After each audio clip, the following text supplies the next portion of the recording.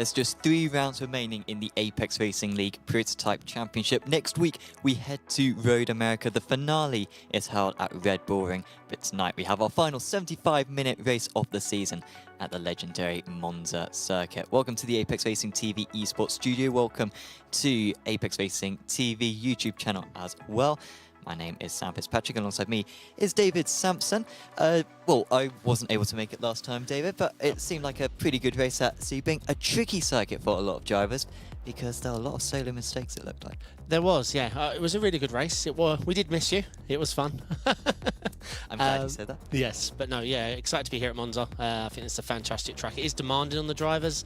A lot for them to manage, not just the fuel, but the slowdowns can be absolutely brutal here. You know, if you're trying to get a move done, you're close to the car in front. Visibility in these giant prototypes can be quite difficult, but I always find this a demanding circuit. Absolutely. Well, let's have a look at the calendar. Of course, as David's saying, we are at Monza for tonight. Of course, just a couple more rounds of the season to go. It has whittled on by this season. It is surprising. Maybe I'm used to Endurance Championship and F3 as well, which went on for many weeks, many months. But this one, we've only got 2 more rounds of the championship to go. And the championship standings going into this round as well. It was a crucial race victory for Thiago Marteau last time out, and it's put him back to the top of the standings. I'm amazed that he's leading this. I feel like Marteau has had an absolutely miserable season, honestly, David. And yet there he is, 13 points clear, and in a good position to win this title. Yeah, it feels like a lot's been taken from him with a few of the lap 1 incidences, or sometimes before lap 1. But we've seen Kraft with the big penalty, Busby with a few pit stop mistakes. Mazden picked up later in the season, showing his pace. It's been really tough out there, but I think QT's been, you know, his pace has shown he can win this championship. He just needs a little bit of luck and just to keep the momentum going. The only worrying thing for Marteau is that his drop score is very weak. Like, I think he's got a 0 score for his drop score. So if he has like another non-finish, he could be losing, say, 70 points. If Kraft crashes, then I think he's already got like a 40 point. So like a 40 point would start counting. Whereas if Marteau didn't finish a race, a 0 point would start counting. So he's got that slight back up to some of the other drivers. Marteau needs to make sure that he doesn't retire from any races, otherwise that would definitely rule him out of the championship. In the AMs, it's not quite as close, unfortunately. Blaszczykowski is miles ahead. This would be enough for, I think, P5 in the overall LMDHs. And he's just been going from strength to strength. Had a couple of iffy rounds in the middle part of the season, but in recent times he's been fantastic. Yeah, I mean, he's qualifying. I mean, I know we joke, we call him a pro and he drives in the AMs, but end of the day, he delivers in qualifying. You know, the title aside, he always delivers in qualifying. His race consistency is epic. He's one of the best at staying out of trouble. And yeah, he's racking up the points. We've seen from QT, I know you said like he almost felt like he shouldn't be leading, and he did it on pace. But Tarowski's done it on consistency. Yeah, sure has. And in the LMP3s, it is looking very good for Dan Sedgley at the moment. He's been leading from start to finish. He led at the end of Fuji, and whilst the likes of State and Fortan have been threatening him recently, he's still been the man to beat. Back at Sebring, we only had a few LMP3s, unfortunately, but I mean, how did that race go on the most part for those guys? I'm trying to remember, it's a week ago, but yeah, I think one incident sent Fortan and State, unfortunately, almost like half a lap back, so Sedgley was able to walk it in. But again, like we said with Tarowski, Sedgley, not only the pace, the consistency, staying out of trouble, he has those traits about him. Fortan and State, we know, are very quick drivers, so yeah, let's see what they can manage. And in the LMP3 teams, I also did, and very annoyingly, miss the LMDH teams as well.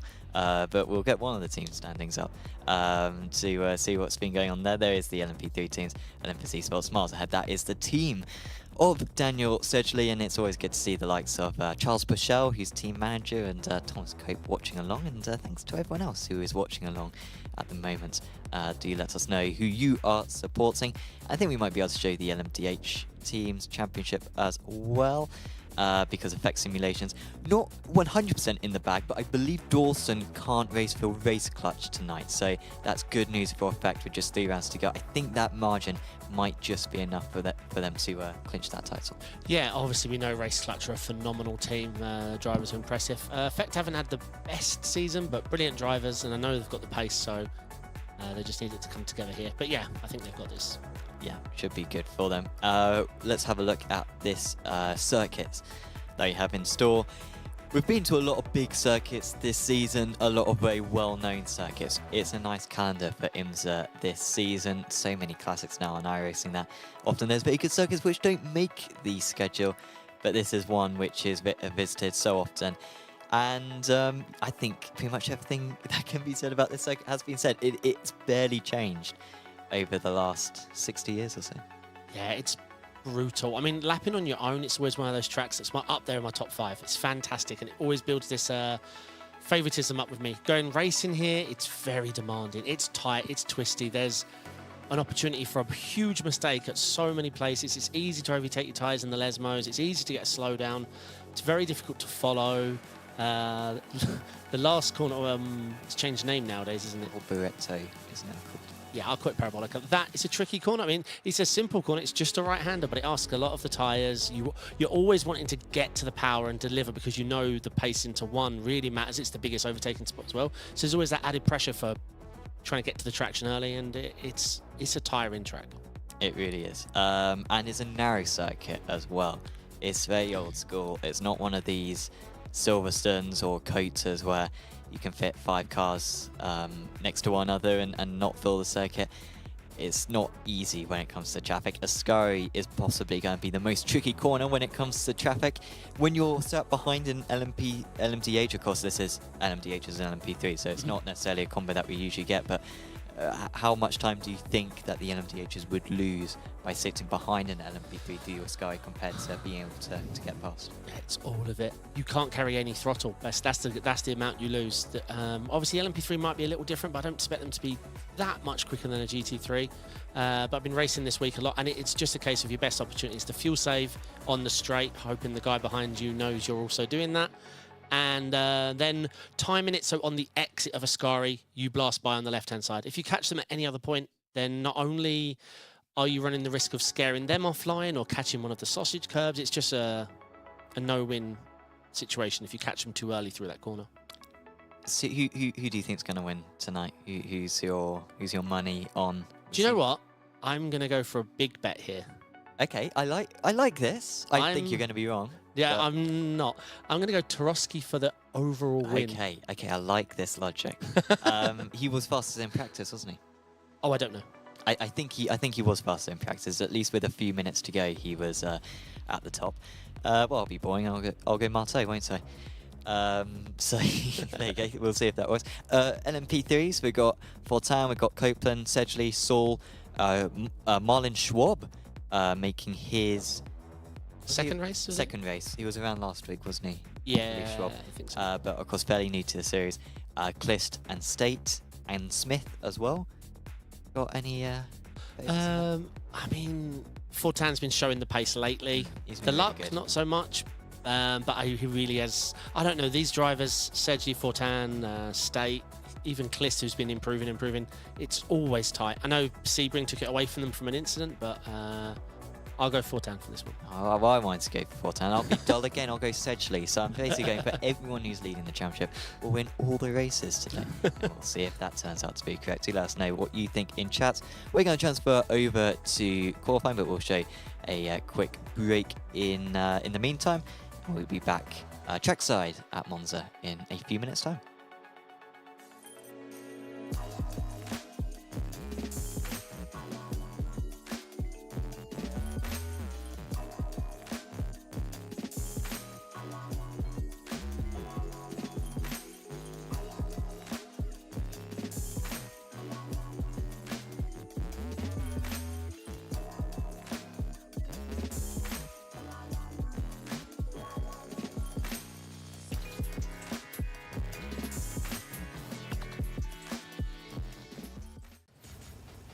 Are you struggling for consistency in your sim racing? Does your iRating look like a roller coaster? If so, we have good news for you. The way to get more consistent is to first understand what you're doing differently than the professionals. And VRS is the answer. With our competitive subscription, you will have the telemetry, setups, tutorials, and everything else you need to fully analyze your driving. Our data packs and the ability to compare your driving with the best in the world will show you exactly where to adjust your inputs, change your driving line, and shave seconds off of your lap times. And our powerful and precise Direct Force Pro wheelbase and precision pedals are being used by some of the world's best drivers. All these champions agree that VRS hardware is not just the best on the market, it's also priced well below the competition. So if you're looking to upgrade to direct drive and the best pedals in sim racing, VRS is your answer. If you want to get better, get faster,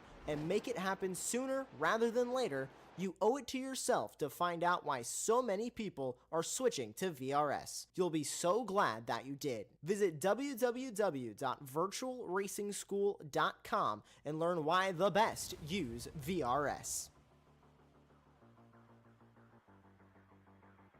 Welcome to Monza. We are just in the early stages of this qualifying session. Half an hour, of course, with the LMP3s having the first 10 minutes, followed by 10 minutes for the LMDH AMs, and then 10 minutes for the LMDH Pros to round us off. So the lap time should get quicker and quicker as the session goes on. Charles Bichel, by the way, just saying, always watching my team, of course, team manager of Olympus Esports. Kev Kofi unfortunately missing this race due to computer issues, and Greg Hubler mentioning, are you getting all wet from all the champagne spraying to celebrate Jamie? It was a wonderful, wonderful race win. It was mega here. Jamie Fluke. We were all huddled around the screen. Yeah. There's not much of a turnaround between the end of that race and the start of this race, but that was just about enough time for us to see that one. So yeah, Jamie in P1, Kevin P3. A lot of people probably don't know what we're talking about. ESLR1 going on earlier on. Great answer. And first ever race win, or first ever final win at least, for Jamie Fluke. Paul in chat. Evening, mate. Yes. I'm not getting that message. Oh. No. Change it to from top to... You always told me to do that, and I always forget to do it. There you go. Here we go. Anyway, we're in qualifying at the moment. We're running on board with Dan Sedgley. He's currently top of the qualifying laps, a 1 minute 44 dead. That is some 7/10 clear of Remy Fortin. And while I'm feeling fairly confident now about my pick for this session, he's got a nice draft as well, essentially. This is a very nice position to be in. Yeah, for sure, but I think my bet's gonna pip it. So let's see. I haven't driven it. I have driven an LMP3 around here for a community event. It was a lot of fun. But the fix set was always a nightmare. I think that's what we used. But I love this track in all cars, to be honest. I think the hardest I ever had it was GTEs back in the day when, as we see, who's it was for? Oh, okay, I'm betting on Sedgley. GTEs, when they changed the aero model to that, I don't know if he was there when they just made low downforce GTE just that tick harder, and this track was very tricky because you'd run lowest swing here. It would be treacherous. Yeah, that is a good lap time from Sedgley. Looking at the times behind, but yeah, because in qualifying, Sedgley's not always on pole position. That's usually where he's most vulnerable, where Fortin or Estate can get up there, but Sedgley just hasn't been making mistakes. Yeah. I think he may have finished in the top 3 every single race, and I think finished in the top 2 at all but one race. No one else has got nearly that level of consistency, and that is why he is comfortably at the top of the championship. The drivers can start their lap times any time up to the 10 minutes. So even when the 10 minutes is up, they can still finish the lap that they have started. So State's going to have another lap after this if he's got the fuel to do it. Sedgley's just going on for another lap himself. He did not improve on his last lap. I think it may have been an out lap for him. And Marlon Schwab as well out there. I am a fan of that livery. It's quite appropriate for this Italian circuit. It is indeed. It has been a good livery show. Are they allowed to change liveries mid-season? Do you allow? They are, yeah. And trust me, some drivers do take advantage of that. Always paint updates. I remember not knowing how to use the Extreme software before I joined Apex. I think I messaged you directly, was like, help me. And you was like, just send me the livery and I'll do it. I was like, thank you. I will not do that for other people. Anyone watching along, that is not... Don't message me ever, all right? It's not acceptable. Kevin Smith as well out there. I think he was a little bit of a late one to sign up for tonight. Verano Motorsport. being represented. Another solid paint on that one. I do like these. The look of these LMP3s. It would be nice if we had a couple of different models. Yeah, no, I don't. No, I can't see it. I think they're going to follow the similar principle of the LMP2, wham bam, and keep it while it's popular, and that's it. Because it's already been demoted out of IMSA, isn't it? The LMP3 in its own sort of sister series, the IMSA VP. What's in that now? GT4 and LMP3. Oh, okay. So right, yeah. Much like the iRacing model, yeah. I assume once that Falcon sponsorship ends, it will become IMSA VP, but I'm assuming iRacing signed that Falcon deal when LMP3 was in IMSA. They've got their own series, but now it has its own IMSA series, and we know iRacing and IMSA are tight. So I assume we're just waiting for that Falcon deal to... Well, I don't know. They may renew it. I have no idea. But LMP3 is driving what's called the Falcon Tyre Challenge. Yeah. I see this Olympus esports livery a lot now. I've always known the team, but I've never really paid attention to the livery. But now I've been doing the broadcasting for it, I see the livery now. I notice it a lot more. I don't know how I didn't notice this livery before, but... We've had one of the Olympus drivers in person here as Smith moves up into 6th position. Thomas Cope had to do probably raced against you. No, so this was Porsche Cup, I believe it was, where Thomas popped along to the sim center to do one of the races for Olympus Esports, and he did fairly well, if I recall correctly, on that one. Yeah, very good team that they are. Of course, using the rigs that we have here at the Apex Racing Sim Center. And you did see some trailers for that earlier on, if you've been tuned in for the last 5 minutes or so. The rigs provided by Virtual Racing School with their wheelbase, their wheel rim, and their pedals as well, along with their rig as well, the VRS rig as well. So do visit Corby and the Apex Racing Sim Center if you want to give all that equipment a go, and if you want to buy any of it, do go to apexracingsim.com. I forgot the QR. They've got the QR now, haven't they? The quick release. Oh yeah, of course, yeah. No, you're right. Yeah. Well, I mean, we could go on for days. We could talk about the hub adapter and all right, that stuff. You win. And all the bolts. The hub adapter. Oh dear. Right, so this is the LMP, so this is the LMDH AMS heading out now. Yes. Ben Cullen. Oh, so Ben is effect as well. So there's 3 effect drivers. Is that correct? I thought it was just the 2. I think maybe it is the 3. I think it is the 3. Top 2 score points from each team. Okay. So I've just seen Paul Busby's message. He's left a message for us on the whiteboard. Okay, if he doesn't, if you don't Alt F4, we'll check it out.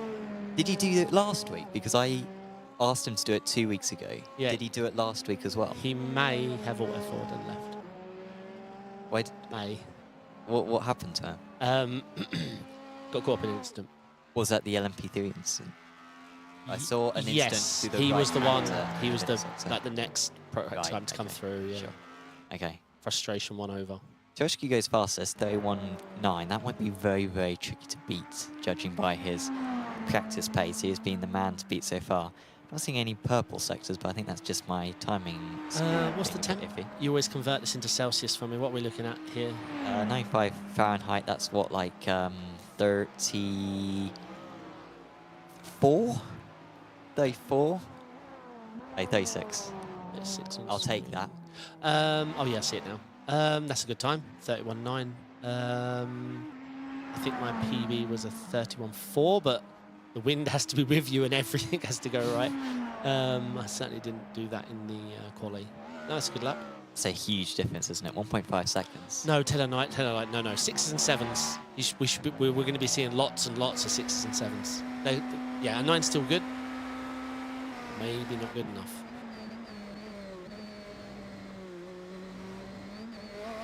Sarah's in that. Oh, so they're going to have 2 push laps, but only just, and I mean only just. They have to use the deploy just before the new named Parabolica. Obviously. Yeah, and then you still have to be quite clever with your brake, but you can make it last 2 laps. But we are talking about just. If you're a heavy-footed kind of guy, you love to preload your throttle all the time, then it's a one lap shot. But I think most people will go for 2. But the first lap, your tyres are not in. So again, like I always recommend, I would definitely do a double out lap and then go for 2. Well, go for 1 if feeling confident, but the off tracks are brutal here. I think that's may have been what Ferrari was doing, because he's improved a lot now, and now just sits 0.3 of a second off Turoski.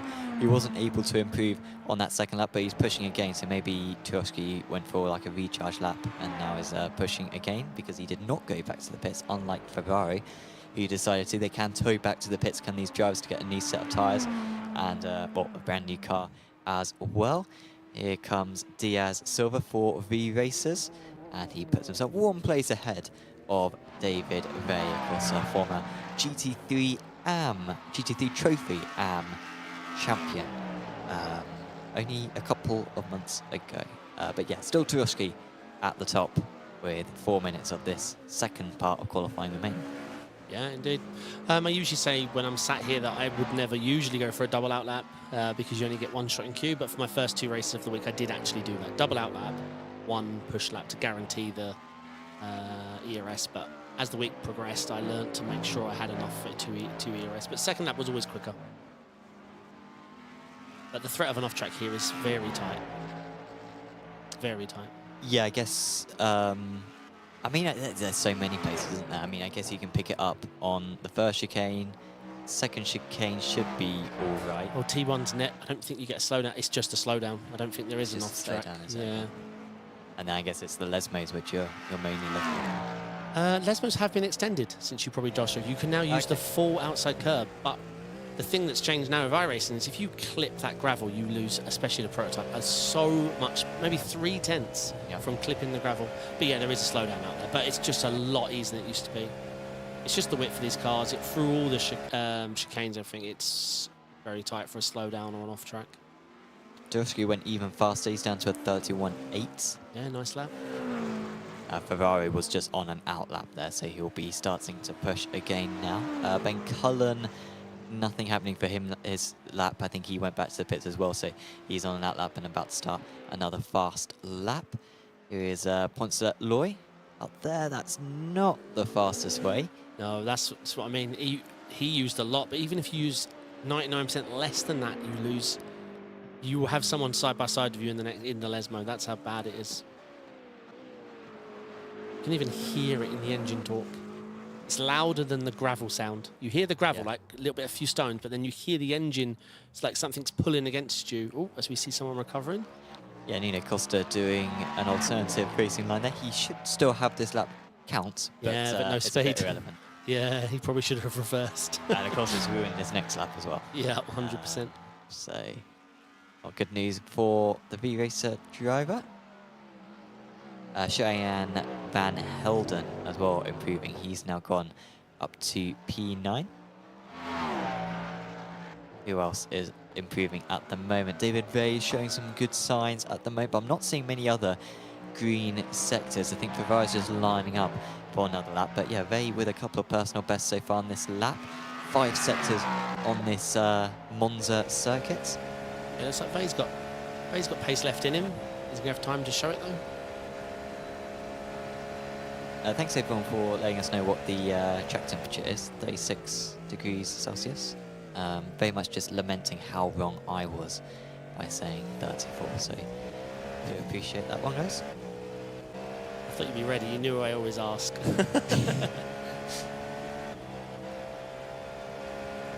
And some support for Kevin Smith as well from Verano Motorsports, supporting the 394 machine. He was able to qualify in 7th position out of the LMP3s in the first part of qualifying. David Frey, was he able to improve in the end? He was able to improve, so Bay's up into 5th position now, so that's a real nice improvement from the BMW driver, just sat about a 10th of a second away from 3rd position. Every 10th of a second counts in, not just against your amateur rivals, but also against your pro rivals as well. If you can out-qualify a few pros, then that will count for your points later on. So it is very important, all of that. Ferrari, real nice time this. 3 personal best sectors to open the lap. And this could really be threatening Turoski, at least threatening the 31s. Yeah, looking really promising, really promising. as we're going to see the pros head out. Well, I called him for pole. Yeah, stellar lap time. What's that one from Ferrari? He's just short of the 31s, whereas a 32.017. It's a good effort from the Hungarian. He's a comfortable second place out of these LMDH AMs.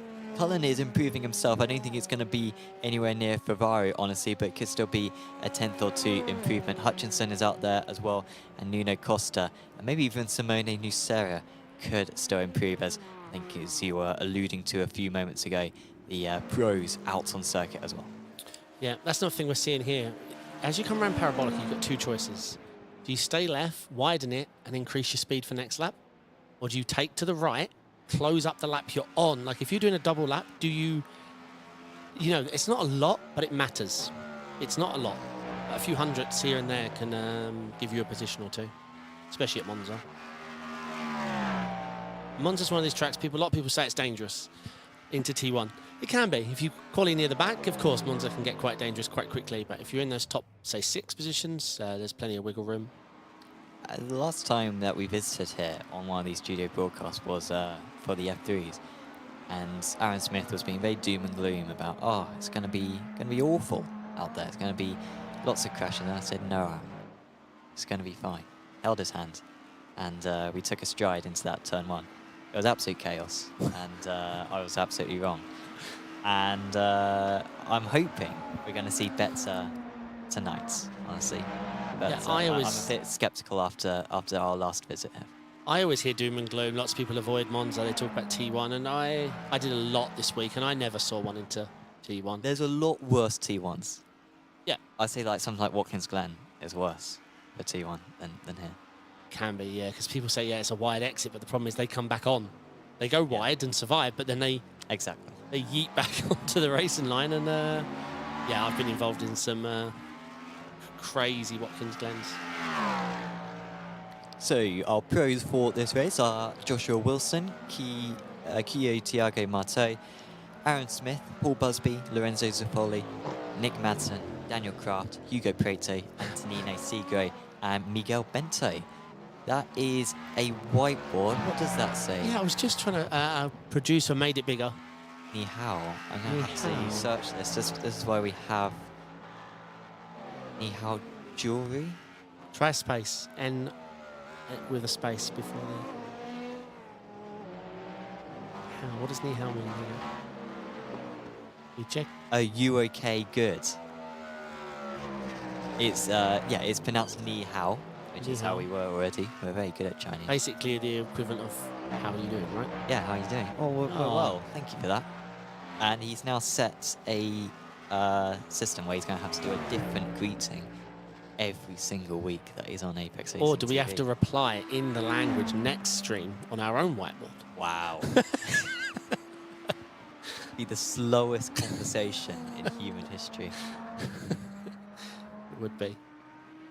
All right, we're going to start seeing some laps coming in. Well, it depends if they're pushing already. Yeah, well, Aaron Smith's first lap is decent. It's half a second off what Turoshki was, so I imagine there's going to be a bit more in that. Madsen fairly close to it, and Marto very much doing a double warm-up lap. Yeah, looking good. Nick's really picked up his pace and consistency as the season's gone on, seeing his name higher and higher up. As he puts it, P4? T2-4, not a bad lap. Basically, he's cleared all of the AMs bar... Oh, no, Favaro and Turoshki. Favaro had a good lap there, 32 flat. Yeah, really good lap.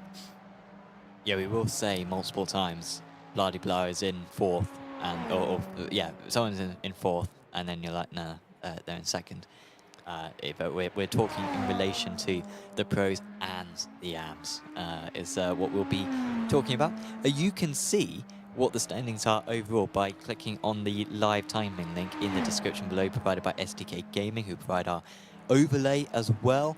And of course, SDK Gaming very useful as well for when you're driving as well, for a heads-up display to calculate your fuel and give you awareness of what else is going on out on circuit for you. So do check out sdk-gaming.co.uk for more details. Yeah, everyone's still lapping out there. Thiago Martins about to complete his first lap time. I'm excited to see what this is going to do for him. He'll appear on the board, and it is enough for pole position. And that is faster as well than... It's not fast. It is faster than Turoshki, apologies, by 0.2 of a second. Yeah, that's a good lap. I mean, I said we'll see lots of 6s and 7s. That's a 5. Yeah, I'm glad I'm in the commentary booth for that one. No, that's a really good lap. That's putting it all together. I always just think you make these league sessions a little quicker, I think, than the officials, just to make me look bad. I think so. I say times and if they beat them, I think it's all rigged. Yeah, sure. Yeah, sure. So Miguel, I've met him in real life. Really nice guy. Actually raced him a few times this week. I met him in Munich when I was there for the ESL. Oh yeah? He was he just there as a fan, or was he? Yeah, well, he's a good big streamer as well, so I think he was just selling the show. But no, I don't think he was there for any other reason, just other than be there. Improvement for Lorenzo Zoffoli. He moves up into, well, that's 4th position out of the pros. He then very quickly gets taken from that position. Antonino Segro moves up to 4th position.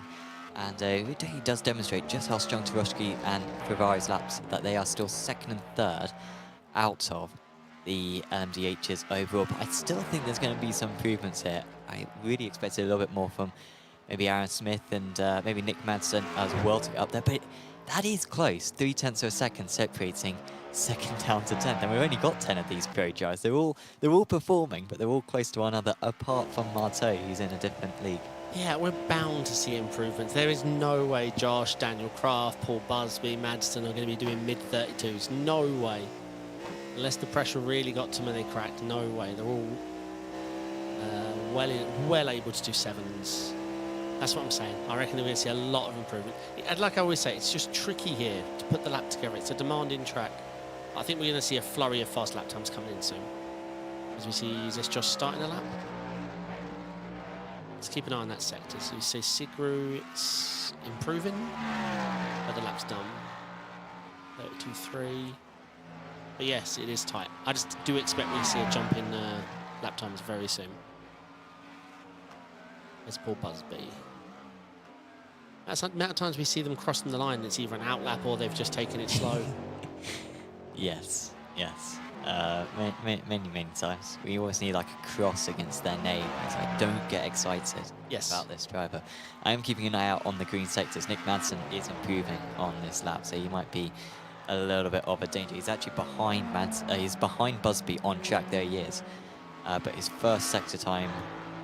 No, actually, I don't think he's done it first sector. I think maybe that's coming from his previous lap. He's just come. He's come out of the pits. Ignore him. You should have that red line through him. Pay no attention to that man. He's letting drivers pass now. He's going to have one more attempt at it as he lets Daniel Kraft pass. Yeah, it is a tricky track. Like I've said, there is not a lot of deployment here. If it's a busy track as well, I can't imagine how tricky this is with people trying to find a bit of space and now they're deploy lap. But yeah, because if you're catching someone slow in the Scari or the Lesmos, you have to come up quick. But we've got to see Daniel Kraft improve. I haven't seen him all week, but we've got to see him improve. 2nd place in the championship, of course, and he wants to keep the pressure up on Thiago Marteau, at least to the final couple of rounds. We've only got 2 more rounds to go after tonight. And like I was saying at the start, Marteau has had some very bad results so far this season. So if he has another one, then that will really cost him dearly. And so it is very much open for Pure Sims Esports to still take this crown. Kraft now starting his last fast lap. They will have whatever time they need at the end of this session. And he's got a little bit of clean air in front of him. He might even pick up a bit of draft later on in the lap. Yeah, let's see. Just keeping an eye on all the green sectors I can. But yes, it's very hard. Let's just follow Daniel Kraft, see what he can manage. Let's see. I'm just going to watch it rather than look at the numbers. It'll mean more to me. Tricky corner. I'm going to look at the numbers and not watch the screen in that case. Okay, it's the 2nd gear. Body slam the curb. Body slam the curb. Looking good. Don't touch the gravel. Believe it or not, keep it in 4th here. Fast enough that you can hold 4th gear. Pull throttle out. Open it up. 4th gear again. Body slam the inside. Bam. All the way out. And now you hold on to the bottom part of your seat because this next left hand, if you time it right, it's worth so much time. It's going to drop down to 4th gear. Brake on the curb, chuck it in to try and avoid the left curb, and then full throttle, hold it, and just clip the inside curb on the left. Open it up, but not to the grass, and that's it. Now this is where you're already celebrating, but you blow it in Parabolica. Well, it looks quick. Yes. It looks faultless, but the times, the numbers don't agree. That's not good, though. You I was called a it. long way off. You're already celebrating. Like I said, it's so tricky because, well, we said this before the broadcast started. It is an easy corner. It is just a right-hander. So why is it a difficult corner? It's because there's a humongous straight after it. So traction. If you get that throttle down, get it committed, you're off. Big lap time. You're slow, all your lap time's gone. Well, that is qualifying complete then for this round. It was just Joshua Wilson, the last man on circuit, and he's sat out on circuit, actually completely stationary as the last driver. And it's Thiago Marto who's done it, but our 2 picks, Marto and Turoshki up there. It looks like, I think I mentioned it earlier on, there's sort of 2 different Martos. You got sort of unbeatable Marto, and you got fairly average Marto. Looks like we've got unbeatable Marto turning up tonight. Yeah, this is a shocker. We've got 2 AMs, 2nd and 3rd. Not to mention that, we've got the big names, George Wilson, Daniel Craft, Paul Busby, Hutchinson, all well down the order. 11th through to 13th? So this is a big opportunity from QT to absolutely run away with the championship, and Turoski to show that, well, like we've been saying, he's a pro. Well, yeah, Turoshki could very much finish in 2nd place out of the overall LMDHs, which isn't a championship, but it would still be impressive nonetheless. There is Marto on pole position. Last time he started on pole position around this circuit in this series, he got wiped out at turn 1. So don't necessarily anticipate that he's going to get through cleanly, and he has had his fair issues at turn 1 so far this season. Turoshki in 2nd place, then it's Ferrari, Bento. Aaron Smith lining up in 5th place, Antonino Segro, Lorenzo Sofoli, and Hugo Prieto in 8th place. Then it's Madsen, Wilson, Kraft, Busby, Cullen Hutchinson, Bay, Costa in 16th. And in 17th position will be Nucera, Diaz Silva, Van Helden, Poncelet Loy. And then top of the LMP3s, a really impressive performance from Dan Sedgley. He was ahead of Adam State, Remy Fortin, Marlin Schwab in 24th. Behind him, Paul Joseph Clist, Joseph Saul, Kevin Smith, and Kevin Copeland, albeit Copeland unfortunately with issues with his computer, and so I don't believe he'll be able to take to the starts. Yep, so predictable names at the top. Obviously, we were arguing between Sedgley and Fortin, and that's your... Oh no, Fortin got 3rd. It was State that got 2nd. Brilliant. QT and Turoski 1 and 2. Turoski's had a brilliant season. He really has. Probably the best of them. QT had some bad luck, but unfortunately, bad luck is part of your package. And all 3 championship leaders as well on pole position for this race. So basically, people are delivering. The top guys, at least the very, very top guys, are performing for this round of the championship. Got 75 minutes of this race to come. It's one of our extended races, and it's still worth the same amount of points. But it's a little bit of stress for the drivers, because for the LMP3s, it's a marginal 1-stop. For the LMDHs, it's a fairly easy 1-stop, albeit will be very high fuel consumption around the circuit. Yeah, and you're going to want tyres here. We didn't take tyres in IMSA, but 75 minutes I'd want less. You're going to need to take so much fuel anyway. Yeah, for sure. True. Oh yeah, very good point. Cold tyres is horrible around here though, especially T1. Coming out the pits, heavy fuel, cold tyres, it's very easy to get your lie wrong and serve a 5-second slowdown. Do you think you should be able to take tyres and fuel at the same time? Would you change it? I don't. It ruined... I know iRacing wants to chase realism, but it ruined endurance races for the most part, because it got rid of this huge strategy element. Especially like say GT3 and any class. If you're serving, if you're driving with maximum fuel, then when you box, you just take brand new tyres. So some of your drivers, let's say the lesser of your driver on the team, he doesn't need to worrying about double and triple stints anymore. So I really, really miss that. Yeah, it would be nice to see it back. We'll see. Marteau, from the pole position, they can launch anywhere past the finish line, which they are crossing now. And Marteau can launch at any point from here on in. There he goes. We have got a bit of contact in the background, and that, I think, might be 3 drivers with damage straight away off the start. But Marteau pulling away comfortably. Ferrari already past Turoshki. They break into turn 1. A little bit of movement there from Turoshki, but I think there was good reactions from the drivers behind. Aaron Smith nearly making contact 4 wide briefly in the background, and they almost have to come to a stop, but they do manage to get through turn 1, albeit it wasn't so clean on the start line. Let's see if the LMP3s can show Matt's done. Yeah, Sedgley being really hounded by Fortan right behind. He's now got the option to launch from this point onwards, and now he does go, as it is a good start actually for the second place man. I think, as there's contact in the LMP and MDHs. Youch. Yeah, I mean, cold tyres, that corner there, it's, was that the second chicane, do we call that? Yeah, second chicane. Yeah, I mean, if you're making moves, it's easy for me to sit here and judge, but it's a 75-minute race at Monza. Fuel savings worth 5 positions here. Sending it in Del Roger on lap 1, that's worth a pit. So that's where I stand. It's a 75-minute race at Monza. it's a long race. I'll say that one more time, yeah. And they're sending it 4 wide into T1. Poor start for Aaron Smith. He's that red car. He's lost a couple of positions quickly there. We've now got an effect car offline, and now we've got 3 wide as well, coming out of the Parabolica. Might even have 4 wide by the end of this straight. Smith manages to gain back a couple of the places that he's lost.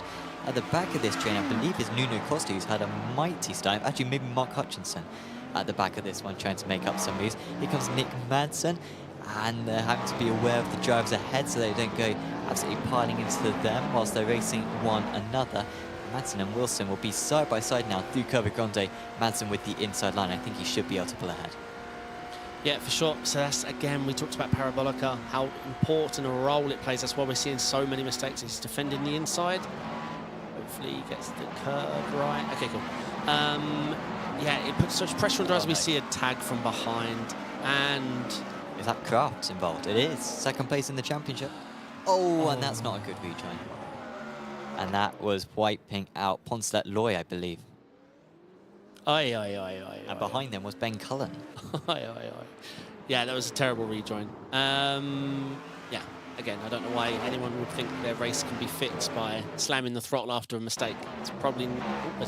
Yeah, it's never the wisest call. You know, if you've lost 20 seconds and you're missing the front of your car, probably glancing in your mirrors quickly is the quicker way. I remember the man who won an ESL race earlier today. I think had one of the worst rejoins I think you'll ever see last year. It does happen to the best of us, however. For sure, yeah. It's happened to me a couple of times. The relative screen is a wonderful thing. Yeah, but obviously in our defender in 1 fact, in GTP it can come up awfully quick. Awfully quick. It's caught me a few times out here this week, the closing speeds on GT3s. I've come across aggressive and all the words you could name it, but to me it was just a miscalculation of how quickly I'm going to catch them. Oh, as we see a move being made by Nuno Costa, it looks like it's well scripted. Yeah. I think Costa had a poor lap there. He was a little bit involved in that collision. Yeah, I think actually if we're saying rejoins, I think I caught a bit of it as well. The yellow car, I think we're going to see on the replay also is the reason Kraft got killed. I think he got involved in the incident, the yellow car. He had a bad rejoin. He clipped the guy we was just talking about. I forgot the name. And then that led to him then doing a bad rejoin. That's what I'm calling. But I don't know. I saw it in the blink of an eye. Yeah, sure, we'll get a replay of it. Dan Sedgley leading the way in the LMP3s. 1 second ahead of Aaron State. Remy Fortan had an off on this lap. And lost a few tenths of a second. So he's now a fairly distant third place. Paul Joseph close running well in 4th. He's really mixed well with these LMP3s this season. And then behind him is the debut, well, the rookie when it comes to the season at least, Marlon Schwab. Antonino Seago, with issues for him, he's actually the next driver on track as an LMDH, making his way back through the LMP3s. Yeah, it's great to see Miguel up into P3. Yeah, he's gonna have, he was running good in the officials all week. It's nice to see him. He seems to have a really big struggle in the ARL events. I always look for him, and we always see him in the lower half. But this is great to see that his prep in the week has paid off. Yeah, I wanted to talk about fuel. I mean, Monza. We've talked about fuel a lot on this channel because of the length of the races, but here at Monza especially, it is so easy to save an inordinate amount of litres. I accidentally pitted 1 lap too early in an IMSA fix, accidentally, so I couldn't put in the fuel I needed.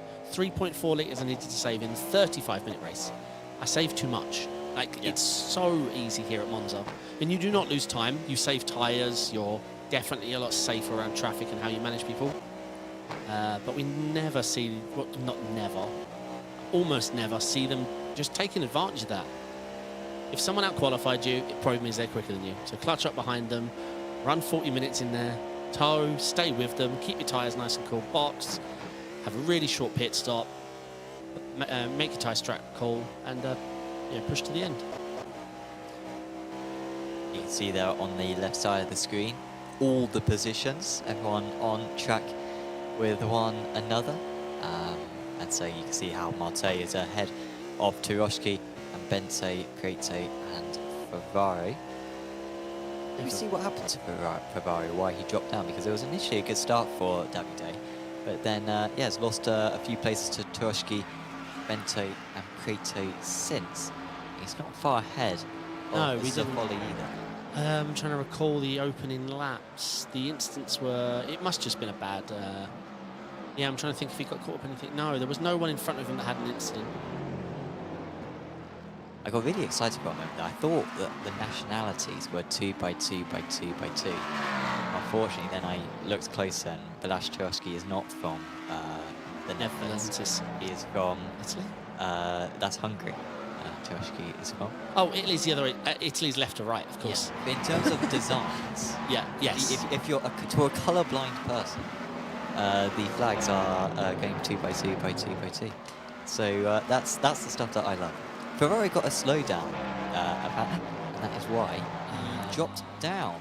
Still running well though, and I'm running P5, and he's again another one who's shown massive improvements as the season's gone on. As we're seeing Miguel come under pressure from Hugo Preto, is that? Yeah. Had a... Oh. Right, yes, sorry, this is Favaro and Preto. Yeah, these guys are a little bit way back from Miguel.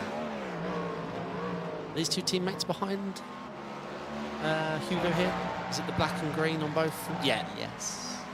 There we go, 07 Racing. The voice in my head is informing me of all. I think this will likely be a move at the end of this straight. Ferrari seems to have a lot more straight line speed. However, there is some defence put up by the car ahead of Prieto. And so you can see just how close to Folly is able to run as well. Aaron Smith catching up to these drivers. He was a few tenths of a second faster on that last tour of the circuit. Paul Busby not too far behind these guys. Busby's had some excellent pace on many rounds so far this season, but not quite tonight. He does seem to be lacking a little bit, at least in qualifying. Yeah, there was a little bit left to be desired. Yeah, I think he's got it in the race. I just think it didn't come together. I mean, 10 minutes does feel longer than official, but then it's not, because you have the openness of qualified to deal with, so you probably only get 2 shots. And one of them will be your first lap, which is horrible. Let's see how much pace they have to Ascari on them. I'll be interested to see the pace differential here. Wow, the LMP3 is being really nice. That's Marlon Schwab letting these guys go. You talked to an IMSA official later. All right, we've got some replays for you.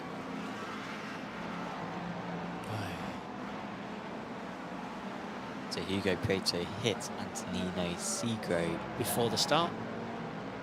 I think Manson may have had some contact on this as well as he went through. That was unlucky for Nick. Yeah, I wondered why he dropped back. Well, he's maintained his position from the rest of the instance. Oh. That was Marco Silva going in too deep and hitting David Vey.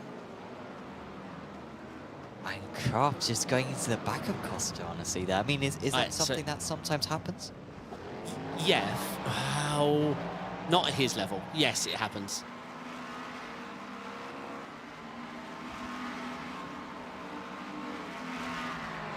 Ooh. So Kraft only has 2 penalties coming his way. Only. That's not bad.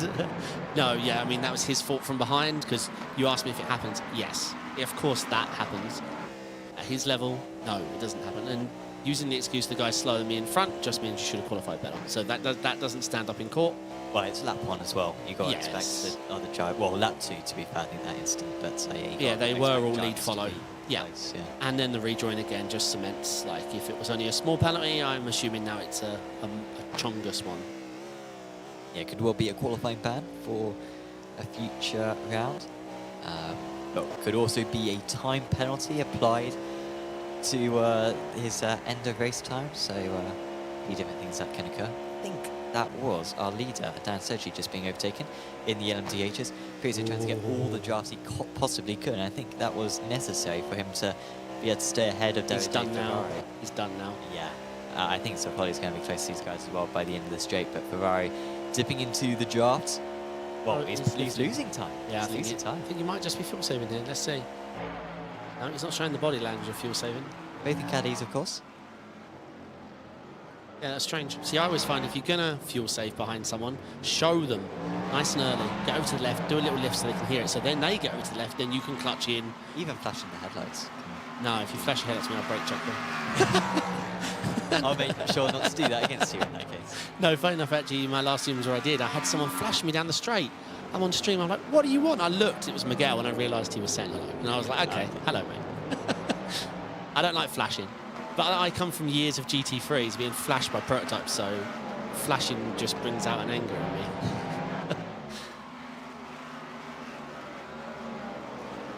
Still watching out for Busby to catch up to these guys, but it's not happening at the moment. He was, well, to be fair, Busby was a second faster than these guys in that last lap, but generally has been struggling to make up a whole lot of time. So he remains in 8th position overall, 6th position out of the DH Pros.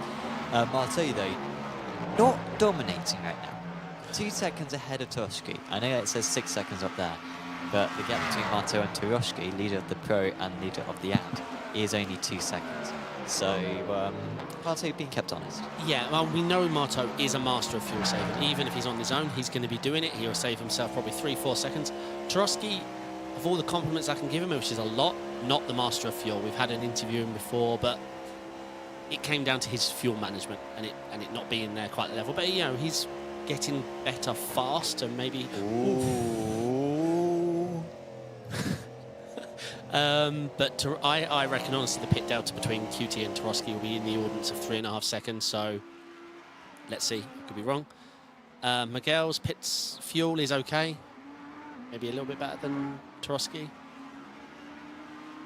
And then the rest of them, hard to judge. I'm just shocked we're not seeing... well, we know Madsden got caught in an issue. We know Busby didn't have the qualifying, but we're even seeing Josh Wilson way back. For his skill level, way back. Yeah, 5K is Wilson. You compare that to someone like Favaro, only 3.5. So... That's if you round up, it's 3-4. 3-4. I was being generous. Yeah, but in that example, we need to go the other way. Okay, let's look and check in with the LMP3 battle. What have we got? Dan Sedgley leading Adam State. Where's Fortan? Fortan's dropped behind Silva. Yep. Let me just see what the gaps are between them all.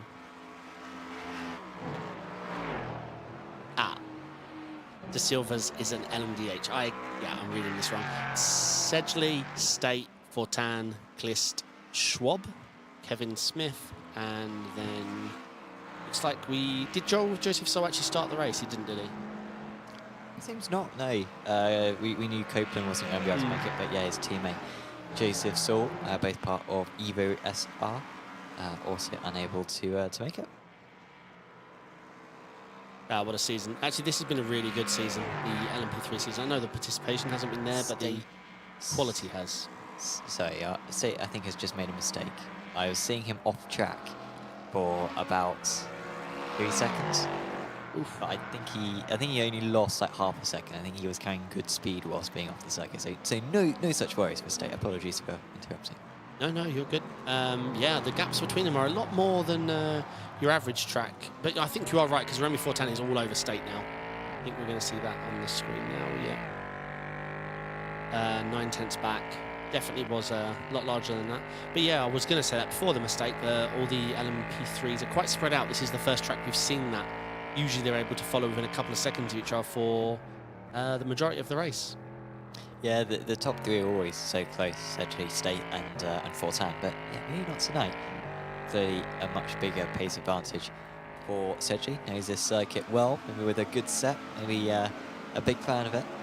And I would say on the season as a whole, this has been the hardest to manage traffic with. So the loss in the gap deltas for the traffic must be the largest here as well.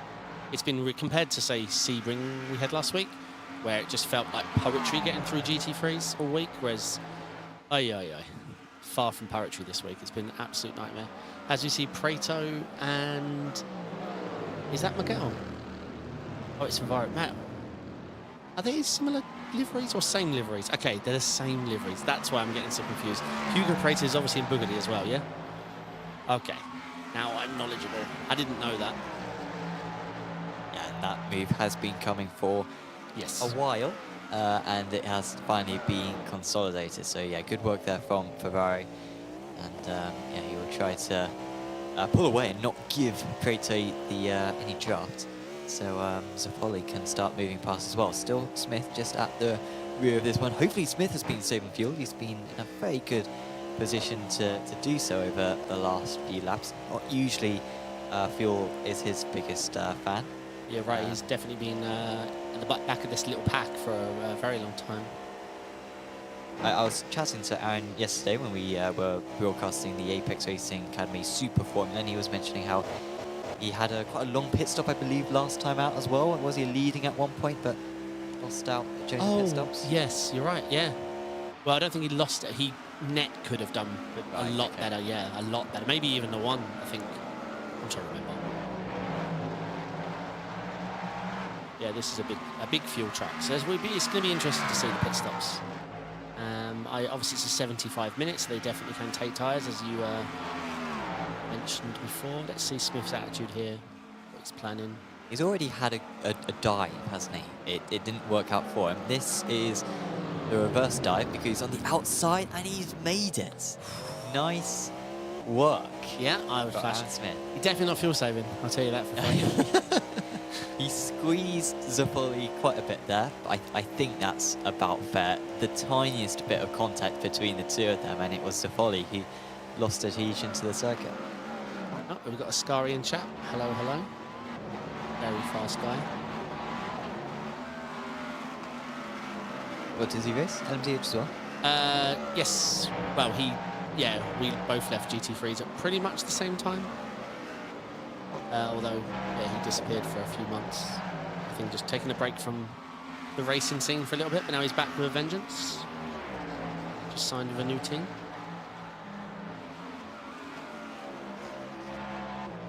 Bento just scamping away from these guys. He's always sort of been about a second and a half clear of this big pack of racing, which has so far provided the best action of any drivers so far in this race. Yeah, let's see though. He's got Favaro behind him now, not his teammate. So, and Favaro has broke the Prato's draft already. So, Miguel might need to start looking in his mirrors at the AM that's coming through. We know he out-qualified. Did he out-qualify Miguel? I'm trying to think. I don't know. Was that Favaro? I believe. Can't remember. Favaro was ahead of. Yeah, okay. Good. Yeah, you got to slow down on lap one, and that's why he's behind. Yeah. Nice to see Josh trying to make a move here. Is that a Madsen ahead? Yeah. Yeah, Josh is a fast guy as well. I haven't seen him at Monza, I don't believe, but he's fast in the prototypes. Ooh. Smith Oh. really liking these outside moves, and he did Whoa. one at the first chicane. He's now done one at the second, and it means that he's up to 5th position. Real nice work from Aaron Smith. Next Very up for nice. him, Davide Ferrari. Yeah, I mean, Prato's looking like bait out there. He's been passed by Favaro and Smith in quick succession.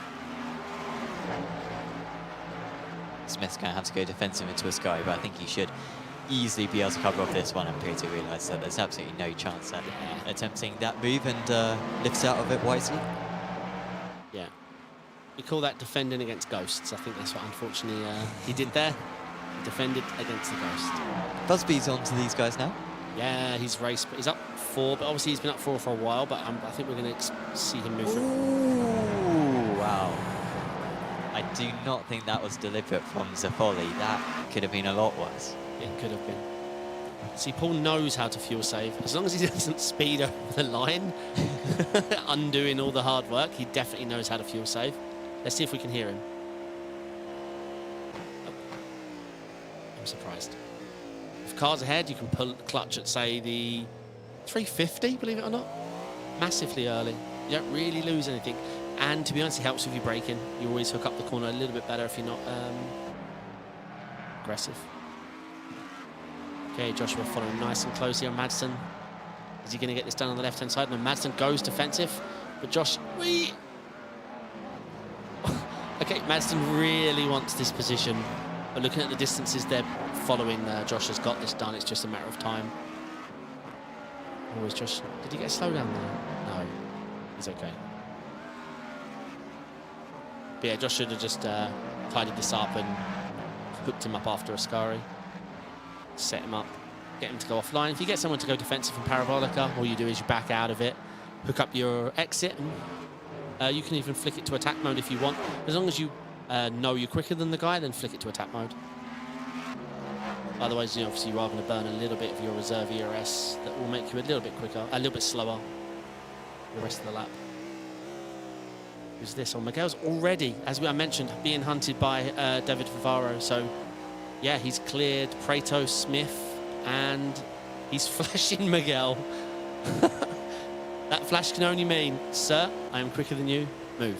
Yeah, I don't think it means fuel saving on this occasion, does it? No, I don't think he was saying hello either. He is comfortably passed. Go on, Miguel, defend it. Miguel actually leaving his nose in there, and now there's contact between the two of them. And that is bad news for Davide Ferrari. That looked like Miguel wasn't even going to fight that one initially, but he did stay marginally alongside. He locked up slightly, and I think there could well be a protest submitted post-race. Means that Aaron Smith is up into 2nd place out of the pros. I did mention this early on the broadcast. That's what you get for flashing. Yeah. Yeah, I mean, the move was done. Favaro had earned the right to the apex. He was clear. I'm not sure. Miguel poked his nose for sure. So, yeah. I'm not sure how to... I don't know the stewarding, but, yeah. Favaro had earned the right to the apex, is all I'm going to say. And I'm a friend of Miguel's, so... But you got flashed, so... Expect the nose to be there. Yeah. Especially the flash to say, move, I'm quicker than you. It's not an overtake Would button. you ever do that to someone? Well, if I'm slow, I'd have to be super frustrated. But no, if it's this where the guy is in front of me because, well, he's in front of me, then no, why would I flash him? That'd be the last thing I do. I don't want to annoy him. Like, I want to sort of keep it as civil as possible, get the move done, and just prove that he can follow me and I'll be quicker. Not literally use an item to say, excuse me, sir, I'm quicker than you. Will you mind moving out of the way because you're slow? You need to be less pragmatic and more bombastic. Well, all I'm saying is we've seen the result of flashing someone. Oh, contact, and that's going to be off, and they've both lost a lot of time. That's the Folly going wide, and that was contact with Prieto. Those two have been within a second of one another from the green flag being waited on lap 1. Yeah, that was Prieto who, I don't know. It was I door think to door on the once way they made- and went out. I think once they made contact, I think they were a bit sort of glued. Correct, it could have been that, 100%. Like one turning in and sort of causing the other to kind of be angled out.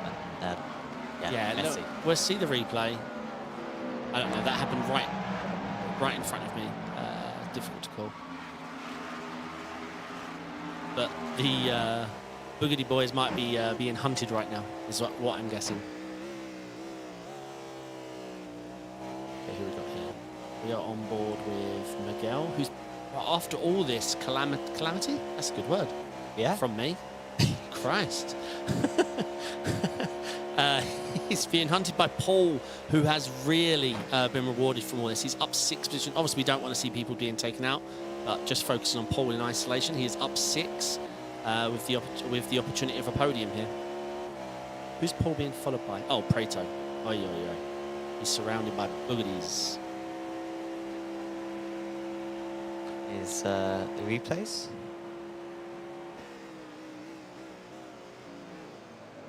So this is Ferrari versus Prieto, but from a couple of laps ago, and they barely made the corner.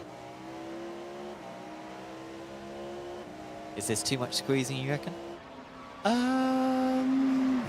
It was a lot. It was okay. It was a lot. It's risky. It's stupid a little bit, but it was fine. Oh. Issue for Adam States. Oh, was that him and an LMDH? That's a shame. There has been a driver off as well in live action. Busby has had an issue. He was getting a fair few places, but not anymore. Right, let's see this.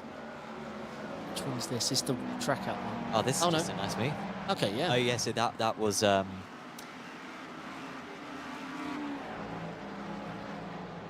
this is real nice stuff from Aaron.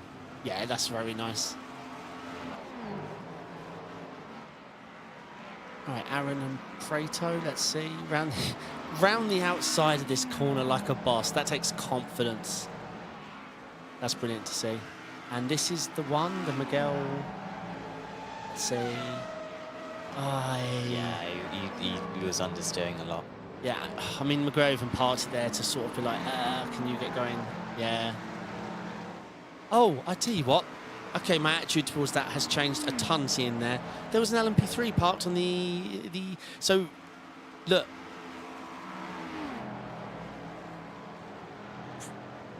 Oh, wait. No, that wasn't Netco Glue. He throttled. Yeah. Yeah, Prato throttled to get that move on. So, yeah, my attitude on that Miguel move has massively changed. See, let's see this. Well, Oh, this yeah, was the yeah, one this we is saw the first one. earlier. Yeah, so there was an LMP3 at literally in between 1 and 2. So the guy on the outside's taken off more pace. It wasn't that Miguel showed his nose. The guy on the outside has taken off more speed, putting Miguel there, and then he turned. But then Miguel locked the brake, didn't he? And was going straight on. Yeah, but the lock could have been from the reaction from once the guy starts turning in you, maybe you brake. I'm not saying it was right. I'm saying my attitude towards it has massively changed. Seeing that, yeah. Because I said he's earned the right to apex and now he's turning, but he actually took off an exorbitant extra max speed because there was going to be an LMP3 there. And if you're going to brake more, you cannot turn in.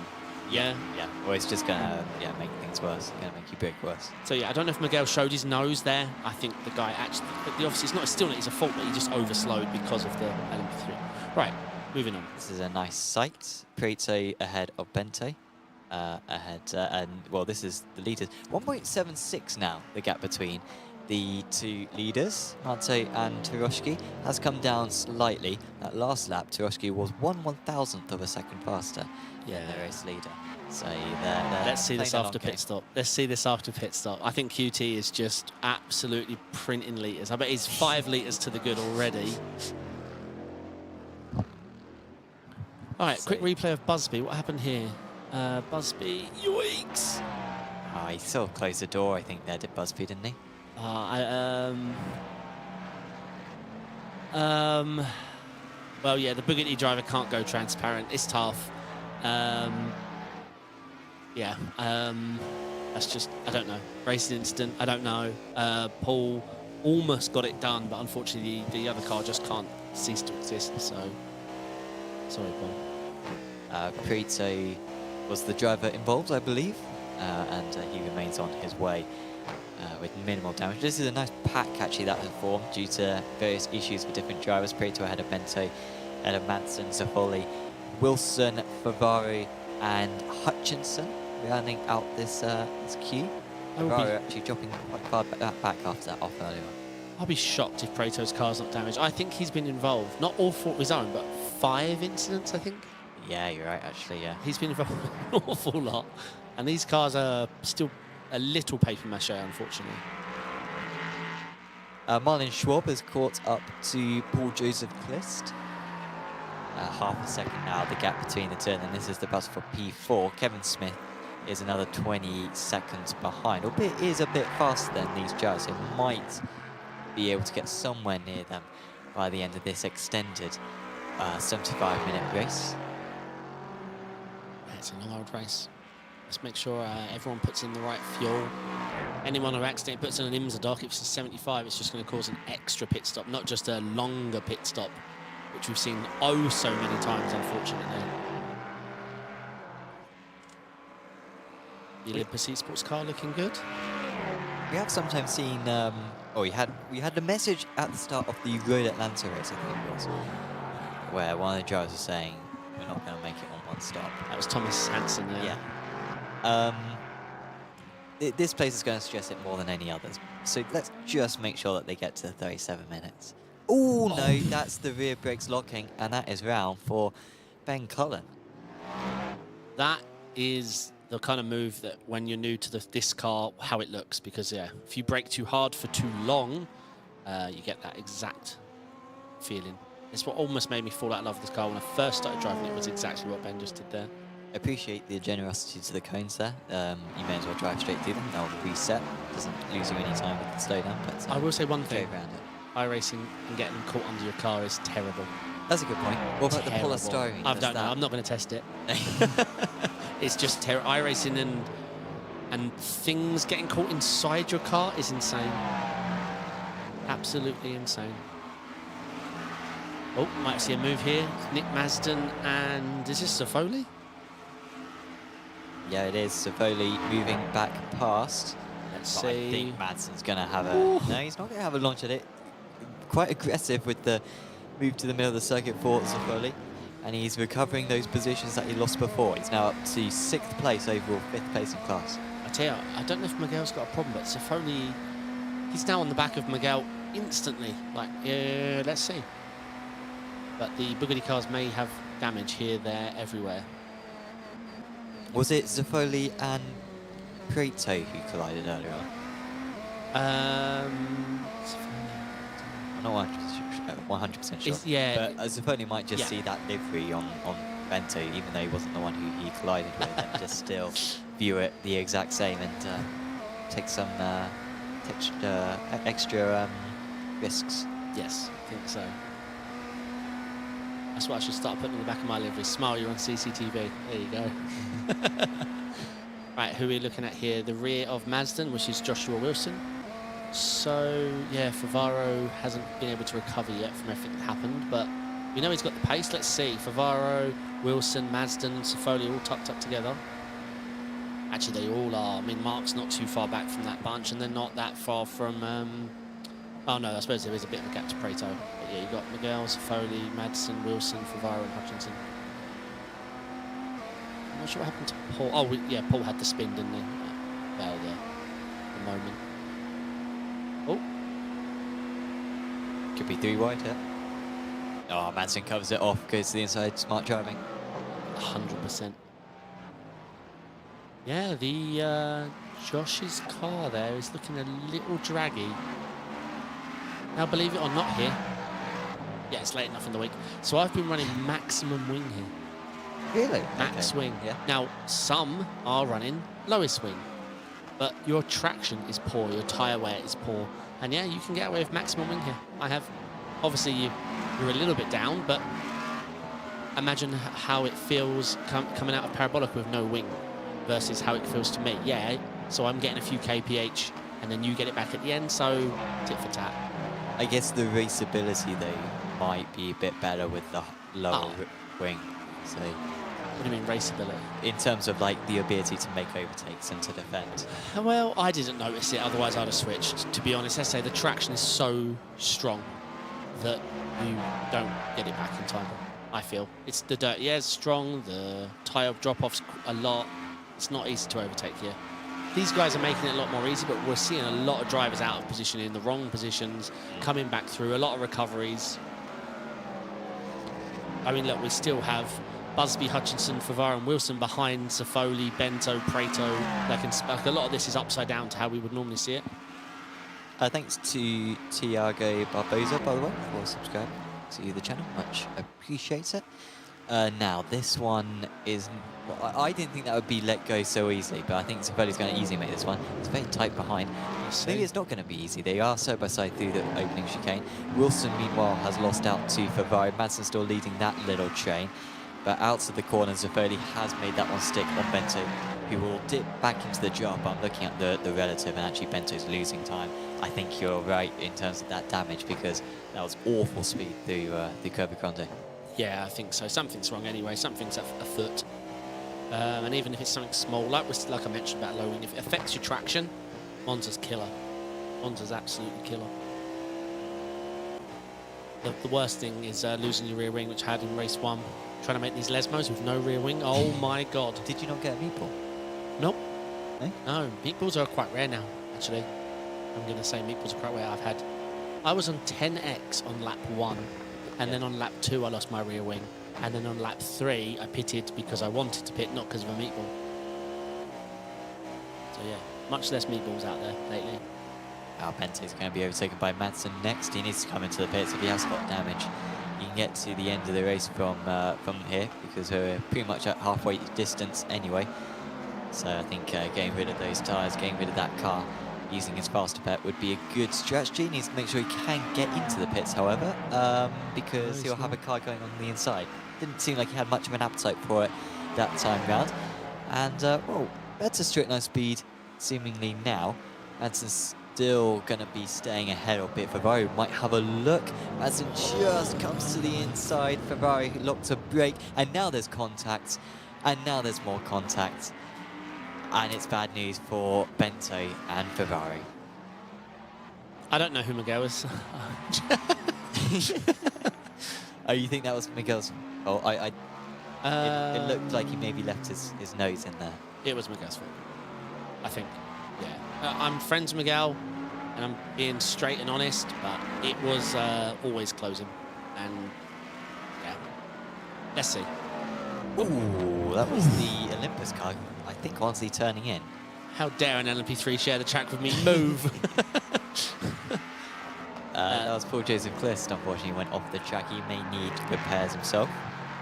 Yeah, we'll take a look at the Miguel incident on the replay and we'll see. But yeah, from just the brief moment I saw, yeah, I mean, the other car has to turn at some point. Oh, QT's in. If Marto was fuel saving, would Yep. he not have gone further? Or do you think it's possible that he's just trying to even out the tyre usage and so pitching on the halfway mark, regardless of how much fuel he saved? Good question. Can't answer that. He may have had a knock from any damage, so might want to get that cleared at a certain point. I'm not sure. Let me have a think. Wilson in, meanwhile, and also David Ferrari. So end of their fuel. And Simone. Yeah, so end of their fuel. Very tight, aren't they, to even making the one stop? I mean, we've only just gone over halfway distance, but they should be fine. Yeah, they'll be fine. Track getting warmer and warmer as well, up to 98.6 degrees Fahrenheit. That's about 37 degrees Celsius. Yeah, let's see QT's pit time. I'm guessing he's going to have a chunk of seconds on the other drivers. See if I'm right. 39 for him. Still waiting for Wilson. He's the going to be the soonest out. He's at 24 right now. Yeah, we'll bring you some pit stop times. Oh, that's not going to help QT's lap, but he's quite comfortable. Drosky stayed out. It could have been a simple thing like he's getting near the end of his fuel and he saw there was 4 LMPs or 2 LMP3s on this lap and it made sense to box, like, or there was a lot of lappers, or you know, it could have been anything that scared him on his track map and made him come in. That's what. fairly average pit stop time, I think, for Monza, 38.95. Exactly the same as Ferrari, also a 38.95. And Tarowski's still out there. Yeah, he's still going. Segro pitted on lap 1, so that's irrelevant. Wilson, 37.47. Nucera, 39.12. So, yeah, Interesting. fairly So average. Tarowski's going to make me eat my words, isn't he, when he comes in and does a 34? Perhaps so. But But although I did call him for the win. yeah, I was about to Yeah. say, like, you're going to eat some words. It's Yeah. just which words. Just which ones. Smith's looking good all race. Yeah, Faster than the leader that last time out. he's got the opportunity to make something happen here. But yeah, the Bugatti team, unfortunately, have been caught up in, I want to say everything. I honestly don't think there's been an incident without them. Maybe one, Safoli and whoever it was. Ferraro. Rob Marteau watching along. I think. Yeah, and also Tiago Barbosa. Miguel is indiced of corner other car across the line. So I think basically Tiago saying that Miguel maybe wasn't at fault for that other incident. We'll let the stewards decide. Tarowski still going. He has got loads of fuel, does this man. Seems like just some drivers, I think that, I guess there's a split of strategy, isn't there? Some guys really wanting to make sure that their tyres are changed at the halfway point so that they get the freshest tyres across the race, and some guys wanting to drain the fuel so that they're burning as little fuel as possible during the race. Yeah, let's see. Also, let's say traffic on the lap. Oh, as we get Hugo Prato in the pits. Yeah, like if you're going to be meeting traffic on a lap, then you're going to lose anything.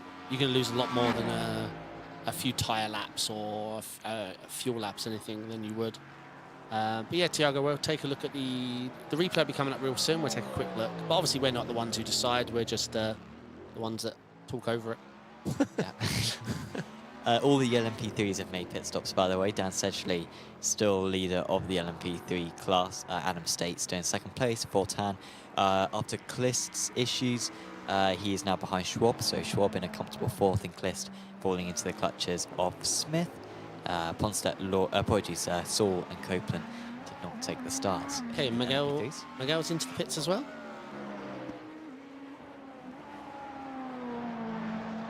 Yeah, both the Bugatti drivers in. Yeah, who's left out there? There's still quite a few. Yeah, there is a chunk. I'm guessing by the amount that came in on that lap, it was traffic. Like they saw a gaggle that were going to cost us time. Hugo Prato, what was his pit stop time? Oh, a 40.4, so not ideal. 3 seconds slower than the average pit stop.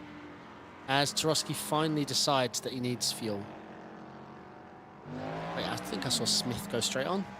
Oh no, he's quite a way back, so we'll see. Right, Tarowski has boxed. Tyres straight up. Aaron Smith is indeed in. Okay, so I think this is the limit for fuel, isn't it? Everyone who hasn't pitted already now diving in. Well, Mark Hutchinson might say, hold my beer. Let's see. Wait.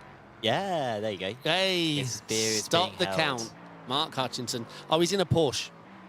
Okay. This man can just keep going and going and go. No, all jokes aside, at Sebring, there was a few, in the IMSA Endurance, there were a few Porsches rocking up. And me and Mark were like, wait, I don't understand. Like, all week it's been caddy. And it was fuel. Didn't work, but their fuel consumption, especially when saving, is very impressive. Tarowski 1.4 seconds longer stationary. So the gap before the pit stop was about 2 seconds. Yeah. It's now up to 4 seconds. So I think the laps as well that they were setting a little bit better for Marte. This is alongside, isn't it? This is Smith. And they should have enough room. Smith does get ahead. I think that's actually a back marker of Nuno Costa, who he came out he got ahead away of. nicely there. Yeah, Costa wasn't worth fighting that one. So Foley's going to be fairly close against Prieto. These guys have already had their issues with one another, and I think from the positions that they are now in, we could well see that battle we need. So I don't have to eat any words. Brilliant. No? You'll have an empty stomach. All right, here's some replays. Did Bente still have a play on this one? That angle doesn't look so bad for him. No, it doesn't. See if we can get that one again. I'll ask the production team nicely to get that one once more. Oof. Okay, here's the Bento crash again. It's one last look. He's never fully behind, I think. Like, the end of his splitzer is always a bit alongside. I'm not yeah, sure but if doesn't that's inch legit. give you a right to the corner? It doesn't, does it? I think... If you take T2 in isolation. Yeah, But no, it wasn't as it was far from like how it looked the first time through. yeah. End of the day, the black and green car did try and turn in super early, considering when he went into one, he knew there was a car there. Yeah, until you get the call saying you're clear, then you should probably assume that you've got a car alongside you. Under F1 rules, T2 is a corner in isolation, has nothing to do with one. And like you said, he only had an inch on his fender, which is not the right to the corner. Of course, like when you know you had Verstappen and Hamilton crash, I know it's a bit different because you know Verstappen was off. Well, I think most of his car was off the circuit, at least going into that corner. So a bit different, but yeah, of course he got the penalty on that day. Hutchinson marginally ahead of Zafoli. That's worked well for Hutchinson. I'm not sure if he was necessarily ahead of these guys before, but it was a very quick pit stop. It was 36.3 Brilliant seconds. pit stop. That's a couple of seconds faster than Zafoli, 4 seconds faster than Prieto and Madsen. And so Hutchinson up to 4th place now overall. Wow. In the overall standings, it's Marteau, Turoshki, Smith, and Hutchinson. Apparently my time screen is not good, no, he is in fact, apologies, behind Zafoli and Prieto. That is Madsen behind him at the moment. Copy. I was going to say that's it's still a hyper pit stop, 36, but I think that's well, it's not nothing to take away from him, but the Porsche definitely helping there. Now I've seen what the thing can do at Sebring. It's just a slow car, unfortunately. So Mark's, if he's had this good a season, he's a very good driver because this is what I mean about you have to just wait. There's nowhere to go. If you're too close, then you cost yourself more time. We may actually see the effect car get a move done here because you're too close to the traffic in front. This is what I mean about the timing. Let's see. Oh, effect went side by side. Yeah, I don't know why. I would always just lift, set it up, and focus on it. Oh, it looks like he hooked up perfectly here anyway. Flip it to attack mode, mate. Because otherwise it runs out about now, because you only have like 30% less left, unfortunately. Oi. Let's see. Oh, they all avoided the curb. Looks like they're running out front, so I thought they took tyres. Tarowski's 3.4 off the lead. Considering his pit stop was 2 seconds slower, that's an impressive... he's held on very well through traffic and everything. Very, very impressive. Yeah, he was actually half a second faster that last time round was Turoshki, so that's helped him hemorrhage that gap. In fact, he gained 8/10 in the second sector, which is, I think, the Lesmos. So I think a mistake from Marteau. Smith's looking good all race. Safodi's been strong. Where is Miguel? Wait, we've lost Miguel. Miguel's in the pits, unfortunately. Yeah. I was just looking for him. I don't know what Been in happened. the pits for about a minute. I don't see too much damage on that car though, so maybe a real world thing going on.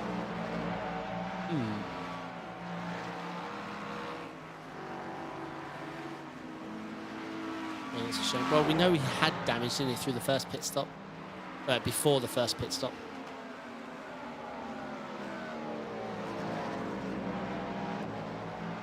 Let's see, so we've got the effects following each other. What is this, Josh and Paul? Josh in front. Paul was one of the fastest drivers on track that last time round in the 33s. This time he's only a little bit faster than his teammate, but I think there might be some choreographed moves going on here. Paul has had a couple of spins, if I recall correctly. Yeah. So I think he might be a bit faster than Joshua. He's actually been fairly consistent so far in this race. Him and Madsen seemingly have been keeping it in the right direction on the most part and slowly making up positions. But now it looks like Busby is going to have to work for it. They've got Ferrari 5.5 seconds behind them. Don't rule out Ferrari from catching up to these guys by the end of the race. Of course, Davide was doing much better than this earlier on, qualified up in P3 overall, but now finds himself as low as 10th place due to, I think, 2 incidents in this race. Wow, we're almost up to 50 minutes done. How this compares to Le Mans. This is so much quicker than Le Mans. Oh, my life. Yeah. Paul definitely did show his nose to Josh there, like, mate, move. Let's see, Sedgley is running strong, very strong. Yeah, almost a 10-second lead to State, who's 5 seconds ahead of Remy Fortin, who is a huge chunk ahead of Schwab, our newcomer, but only 1.7k. That gap seems perfectly reasonable. Well, that is nice. I mean, these how these two traffic classes treat each other. IMSA could learn a little thing from this. Do you think it's a bit easier being LMP3s compared to GTs? Yeah. You're faster, they have better brakes, they've got a little bit more aero mid-corner. The GT3s in Parabolica, they have to grab the apex and they track out all the way. And mid-corner, they're so slow, it feels like, while they're tracking out.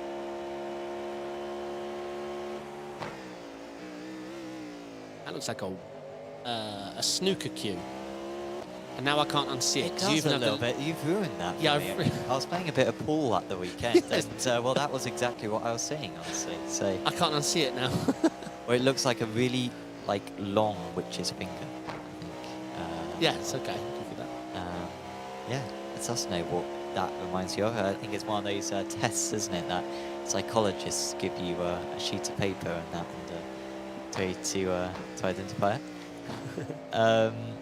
Zafoli nearly caught by Prato. 0.3 of a second the gap. On that last lap, Prato was half a second faster than Zafoli, and on this lap, the gap has been coming down a little bit. I think it's about a 10th lower than it was when they last crossed the line. Taking an alternative line, but a little bit of wheel spin there. That looked like a real nice line there from Prato initially, but didn't quite execute it. He might still have a chance on this next lap. Yeah, we definitely see this battle heating up. The battle's out there with obviously the teammates of Busby and Wilson, and this battle we're watching now, Prato and Safoli, as Prato waits. What we got here? No. Teammates, but enemies on track. Now, I mean, it's not like, I mean, the faster one might be able to catch Mazden, but they're catching Mazden by themselves. That is Mazden right in front of them. And then Hutchinson isn't far up the way. I don't think they've got a shout to catch Prato and Safoli with the amount of time left, but as Paul had missed a heartbeat there, thinking he might clout his teammate. Oh, he's going to catch an MP3 here at Lesmo 1. He's not going to get past. No. Might get him into he will, The exit we get compared to anything else is monster. And just needs to make sure he doesn't catch this one too early, and yeah, I mean, that pretty much went as well as he could have gone. All right, he's going to have a chance. Look. Yeah, he's got this. He's got such a run. His teammates should let him by. Just want to nail the entry here. It's all about the entry. You've got to just grab the low part of the curb, not the high part, and then you can just full throttle all the rest of it, believe it or not, the whole thing. And then just try not to clip that grass, because the off track there just adds up. It's just if you clip the grass, no matter, even if it's just one blade of grass, that's one. And then you do that 10 times, and then you have to stop worrying quickly. A quick shout out, by the way, to one of the sponsors for this series, Apex Racing Academy. Apex Racing Academy, of course, providing data packs, which involve track guides and also setups for many different cars on iRacing, whether that be GTs, single-seaters, prototypes, rallycross cars, NASCAR. And if you want to get faster on iRacing, do check out apexracingac.com in order to get your subscription. Download the software, which makes installing your setups ever so easy. Just pop into a session and your setups are magically there. You have to press about 2 buttons and it's all there for you. It is very nice tech. Big thanks to them for sponsoring this series and giving some prizes as well to the top teams and drivers. I've just worked out what Tiago said. I've just seen it in a whole new light. He's saying Miguel is on the inside of the corner and the other car crosses the line. Ah, I was thinking line in terms of track line. Yeah, so that is what happened, Tiago. 100%, you are right. That is what happened. But the problem is, the rule is you have to be significantly alongside to make the inside your call. That's the problem. I'm not saying what Miguel did was malicious or out of order or anything, but it was an inch. So, did the other car turn in too early? Yes. Was he entitled to? Yes. So that's the problem. We call it a racing incident. This is the problem. You don't earn the right to a corner with an inch or 2 inches. Has to be, I don't know the rule, but significant. Especially in cars like this. So in 1, he was alongside, but in 2, it was just an inch. QT looking calm. He's definitely not trying to lay it down or show his pace or do any of the stuff we've seen him do at Road Atlanta and all this sort of tracks, but he's just trying to keep this comfortable. He knows there's more to lose than gain right now. He's got this in the bag. He's definitely had to control the gap to Tarowski, but what a performance, Tarowski. Yeah, the gap's gone up to 3.7 seconds recently. It was down as low as, I think, about 2.5 a few laps ago. It has just started to increase a little bit. Tarowski 0.3 of a second slower on that last tour of the circuit. 20 minutes to go. Even that distance seems like a huge gap to make up, and probably a gap that only a mistake from Marteau could relinquish. And so unlikely that there will be a change of positions in those top 2, but you're absolutely right. Tarowski forming very well. The top 2, of course, in the Pro and the AM Championships, leading the way in the overall standings in this race. Right, Prato's got to get this done. So he looks like he's got everything he needs. Got the damage clear with the fast repair. If he's able to follow this closely, he's able to get it done. So he's just got to hook it up now at the right time. Nice timed 4th gear here. Make the apex. All the way out to the right line. Keep it middle of your car. Don't you think he's close enough this time? 4/10. He needs to be more like 3/10. Yeah, agreed. It's tough at Ascari to get that done. That's the problem. When you watch these cars, or when you drive these cars, probably is more you're going to get more information from, and you compare it to real life. Do you think they've nailed the slipstream and the turbulence in these cars? Because I mean, it's a big topic, and we discuss it a lot. You know, when it comes to ESL, whether the draft should be stronger, whether the turbulence should be less. I think in iRacing, genuinely, I think turbulent air is a little bit downplayed in comparison to what it is in real life. Do you think I'm not these sure LMDHs are realistic? It's hard to judge. I mean, the super unrealistic thing with these cars is the ERS and how it's managed. In real life, it doesn't give you a boost. It takes over the portion of the engine, so it doesn't give you extra speed. Like, it's not like that in real life. It's very different. iRacing's implementation's probably close to how the LMP1s used to be than anything. I think the dirty air, the slipstream is close. I do think it could be a few % more.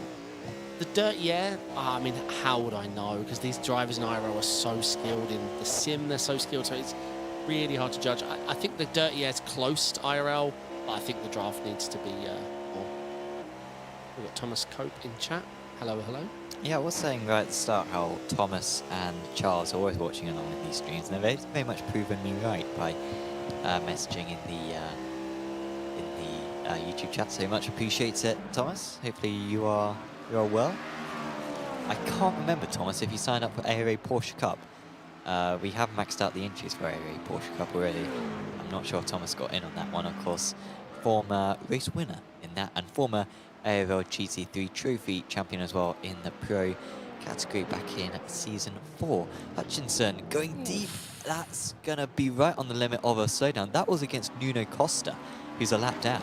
So that really wasn't worth outbreaking himself for, but just a solo mistake there for Hutchinson. It looks like he's escaped a slowdown. He did, yeah. And has lost about half of the gap he'd built against Nick Madsen behind. But still, credit where credit due. We've got a Porsche out there doing well, so the hat goes off to him. Owen found it, I think, almost as much as 0.5 a lap slower. Really? Wow. Yeah. It is brilliant on fuel. It is actually very nice to drive. I fully expect it to be the strongest car next season. We know, everybody knows Porsche's very close to all the companies in the sim racing world, you know, and they're going to be asking questions. Why is no one driving our new car? Yeah, we got the bot wrong. Well, go fix it. Yeah, he's got a few more weeks to go until the pop change and the update change. Of course, we will be discussing the development updates posted by iRacing a couple of days ago in the late Apex. I'll be starting just about 10 minutes, 15 minutes after this stream finishes, so around 10 o'clock, maybe a little bit later than that. Do stay tuned, because there's a lot of news between updates to iRacing and Rennsport and also Gran Turismo. Yeah. Oh, Busby is in. Fuel or No, drive through. Drive through. What's the limit here? 20. Oh, Paul. Put 20 after 58 minutes. He's going to be kicking himself. He hasn't lost any places, fortunately. No, he has. I say that, I was totally wrong. He's lost 2. Ferraro and Nucera both passed. He's got to hold the award for the most pit stops in NDH, I'm sorry. I think that's a good shot, yeah. Because he's how many speeding penalties and damage has he had to serve and fast repairs he had to take early. I'm not saying it's all fault of his own. We know he's been caught in a couple of spins, a couple of knots. Yeah, I mean, yeah. I was on 10x on lap 1. On lap 2, I lost my wing. On lap 3, I pitted, and you only have 17x. And I made it, just. Busby might be able to catch back up to Nucera by the end of this race. He's got 3 seconds to catch in 15 minutes. I think that's very possible for him to pull off, albeit Nucera's lap times aren't too bad. Our race leader just had a bit of a rubbish lap, by the way, a 35.3. Blaszczewski was 1.4 seconds faster. Gap's back down to 3.5 seconds, so still similar to what it was. I say that, actually, he's just lost 4/10 in the first sector, so he lost. Yeah, there's obviously some traffic out there. Yeah. QT pass, and Tarowski's now coming up on it. So if you keep calling QT's laps rubbish, he's going to ask you to join in and see what you can do. I would beat him. Oh, I'd be okay. beating all these drivers. I'll commentate that. Yeah. Okay. Yeah. Brilliant. Put me in a radical, because I famously won the SRL Winter Series Championship against the likes of, Josh Thompson, PESC contenders driver, Kane Halliburton, who's a very good driver, and I would have beaten any of these guys. So if they send that to me, then they're going to have a storm to pay for. Right, this battle has been brewing for 20 minutes at least. The battle between Hugo Preto and Lorenzo Sofoli, so let's see what can happen. We've also got Mazda on the back of Mark Hutchinson. What else we've got out there to keep an eye on? LMP3s are quite spread out, unfortunately. Sofoli keeps using that snooker cue to keep him arm's width. I'm waiting for it just to move and then the car behind to go flying off. He lost time for the LMP3 here, let's see. Preto is, I don't think, playing this smart though. Let's see. Looks like he's hooked it up. That's much more likely. He'll have a good chance now. Yeah. Okay. He did play it smart. I get to eat my own words. He's doing it the long way. Oh, he's losing time. He's pulled out and oh no, apologies, he's moved past. I do apologise. Good work from Preto. He's up into 5th position. Not much defence there put up by Sofoli. His straight line speed was very poor. It seemed like he lifted out a bit, and Preto moves past. Yeah, that's the Ascari problem again. Like I said, it's all about that timing, because obviously the guy behind can't go past you. So you just need to make sure that when you put that throttle down, you're able to clear the exit for Ascari and then the next car. Then the car behind can't get you, but that, what I just said, is really difficult to pull off. Usually the guy behind has more pace than you. Or he drives straight through you, like happened in one of my races. Straight through you like you're actually transparent. Thomas Cope confirming that he is part of Apex Racing Academy Porsche Cup. That starts on the channel in about a week and a half's time. We're going to be Tuesday evenings for that. And I'm sure Thomas is going to be right up there. Former race winner. Led the championship actually after one round the previous season. Missed a couple of rounds, unfortunately, but I'm sure he'll be up there this season. And just pointing out as well, Dan Sedgley doing very well in the LMP3 class, and we can certainly agree with that one. Dominantly still leading, now up to 15.5 seconds clear of Adam State, Remy Fortin rounding in 3rd. Schwab, Glist and Smith rounding out the drivers still in the race. Here we go. Madsen can set this up nicely with Hutchinson in front. Hutchinson got a bit over that inside curve, which, unless it's a Porsche trait, does not help. Let's see if the Caddy Power can win over here. Oh, BMW. Correction. This is a BMW versus a Porsche. What a treat we are in for. Yeah, he's going to get us down the inside. Ooh, as they stay very tight. He's going to go too deep. Yeah. Yeah. Will there be any damage? No, apart from the humongous slowdown. No, I don't think so. Could be some underfloor damage. I haven't drove the BMW here, and I didn't practice that particular technique. Now, will Madsen just stop it in the middle of the chicane? He really shouldn't do. Well, unless... oh, no, he's going to pick up another slowdown here. This is an interesting tactic. Maybe Nick has practiced this, but no, he's lost a lot of time now. Yeah, Mark flashing to say, look, stay away from me. Stay on the track. Yeah. I have no words. He hasn't lost that much time, because only there's 2 slowdowns. He's lost about a second. I don't know what to say. I'm not sure. Maybe he's got a drive-through. I don't know. His driving doesn't seem right for someone serving a slowdown. I think he's maybe done. He may be parking it. Let's see. Trying to do social body dynamics of someone driving a virtual car. Let's see. Okay, Hugo Prato defending against Folius. This battle has not ended, even though now they're in the other way round. That didn't look like the best parabolic from Prato there, but let's see. I could be wrong. No, looks fine. 2/10 gap. It should be. You won't be able to get alongside him. Let's see. Okay, Thingy hasn't boxed, so it looks like it's okay. Don't know how he would have got this. Oof, very slow there. He's going to get a good run out of. Nah, the problem is you just can't, because the guy in front is so slow you can't get the exit. It's getting nice time now. He tries again, so they just catches up on the exit of Curva Grande. Which way will Prieto cover off? He covers off the inside for the chicane. And yeah, he did enough there. Not going to be any change of position, but this is positive at least for Zavoli, considering that Prieto has been hounding him and then eventually made the move. You could have expected the gap to expand quite quickly, but anything but. I think he's going to keep his Portuguese rival honest all the way to the checkered. Yeah, David Vey is in. He's had a bad day, is Vey? Yeah. Not sure what that was for. Paul Busby is closing on Nucero, if we can get that. Very close. And yeah, that's been coming for a few laps, hasn't it, since the drive-through. Right, yeah. Because obviously Sofoli Prato is easy to watch, but they're going to be battling to the checkered, I think, them too. Let's see. Paul has had a nightmare race, let's be honest. He's been quick. But that's his season summary. I've got a new errand for Paul and the whiteboard. If he can change the message midway through the race, then that will really mess with us. He's going to want something for that, mate. Sorry, he's going to want 10 litres of fuel. He'll get more fuel. footage, because if he gets someone else there, we're going to be desperate to catch the person in on the act. And let's see if we can get to the end of the season Prato's not in. seeing the person. Oh, no. Another drive-through. Oh, no. What was the... Surely it wasn't just for a 1x. Right, these guys are going to be close to Prieto.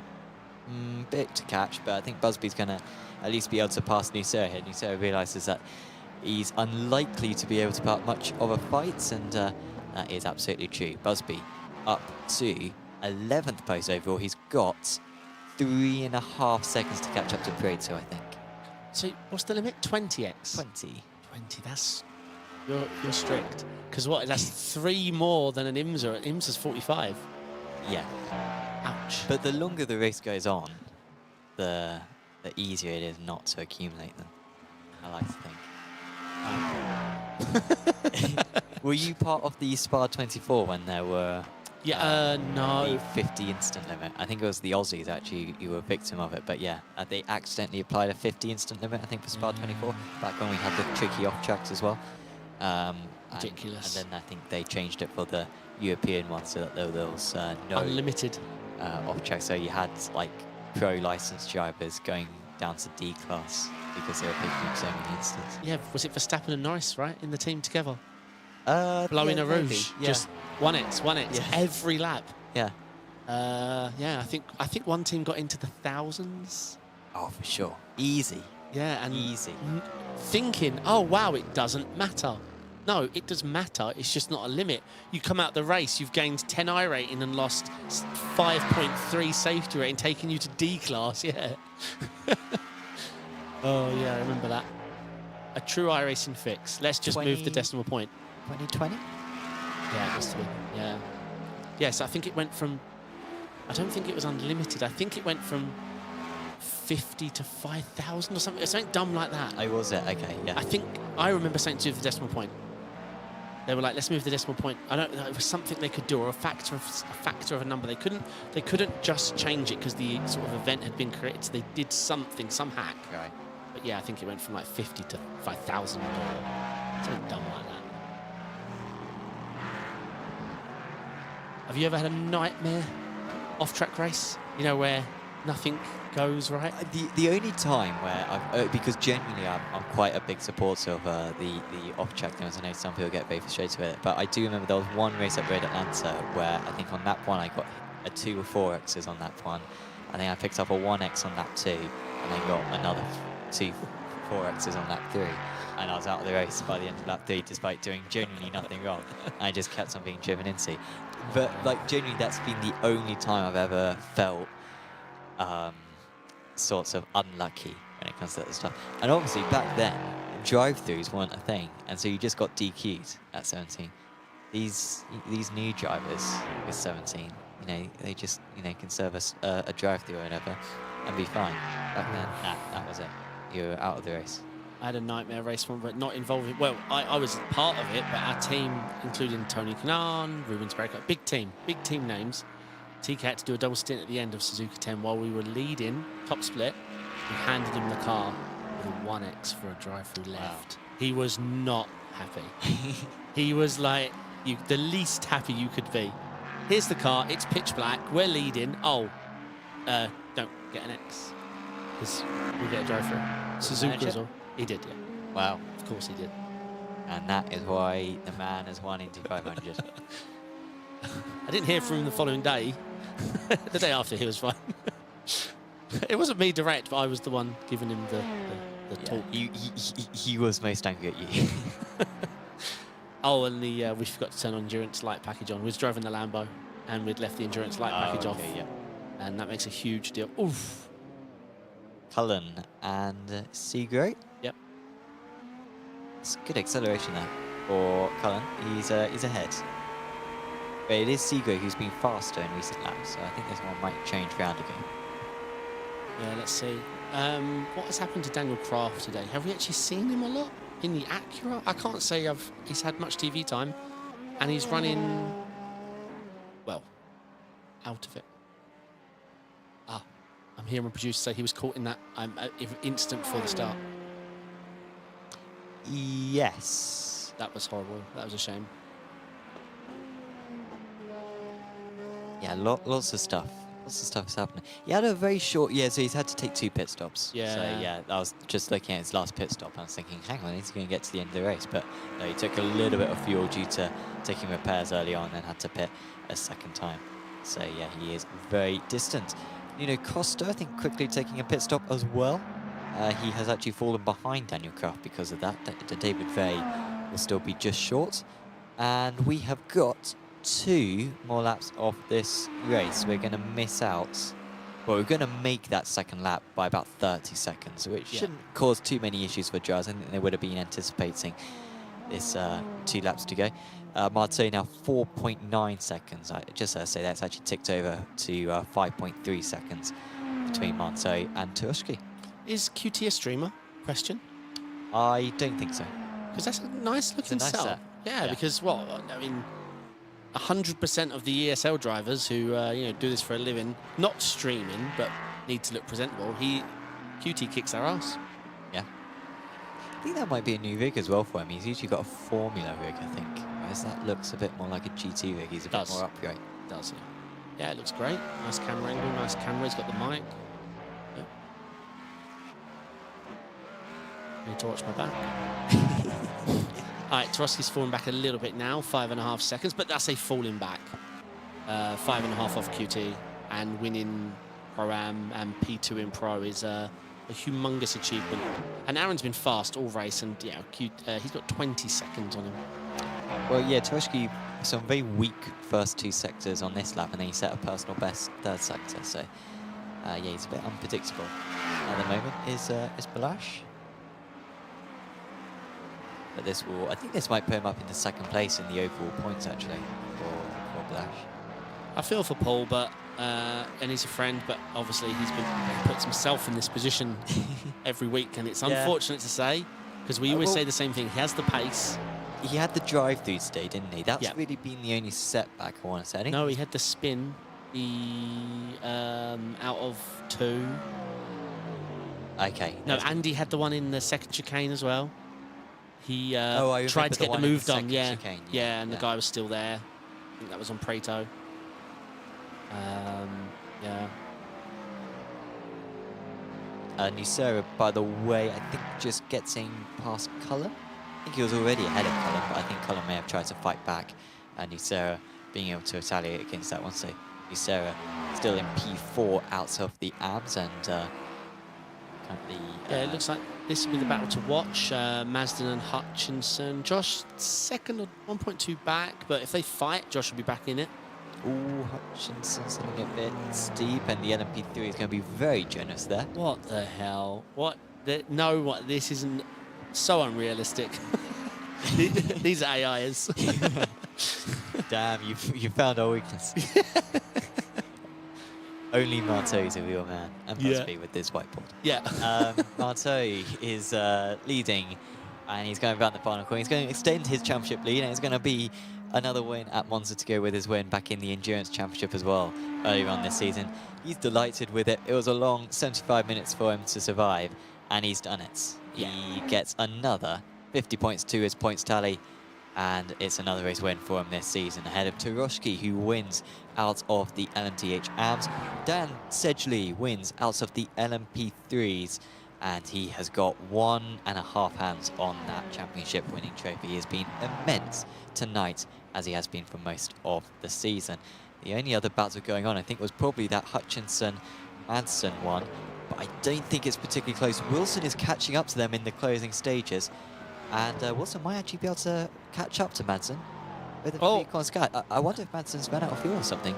He's really struggling. Oh, it was just an absolute send from Wilson. He hasn't been able to make the corner, and Madsen will retake it and finish in P6 overall. An absolute send, yes. Yeah, great finish from Madsen there. Pressure was on. But obviously Hutchinson kept it as well. In a Porsche. I'm going to remind everyone of that again. In a Porsche. Very impressive drive. I don't think anyone else is going to be particularly close along the line. I think Nucera, Kraft, Costa, and I think that'll be about it in terms of the drivers who are yet to cross the line. So I think we'll go over to a break, a little bit of an advert for one of our partners here on Apex Racing TV, and then we'll be back with post-race interviews from our top drivers.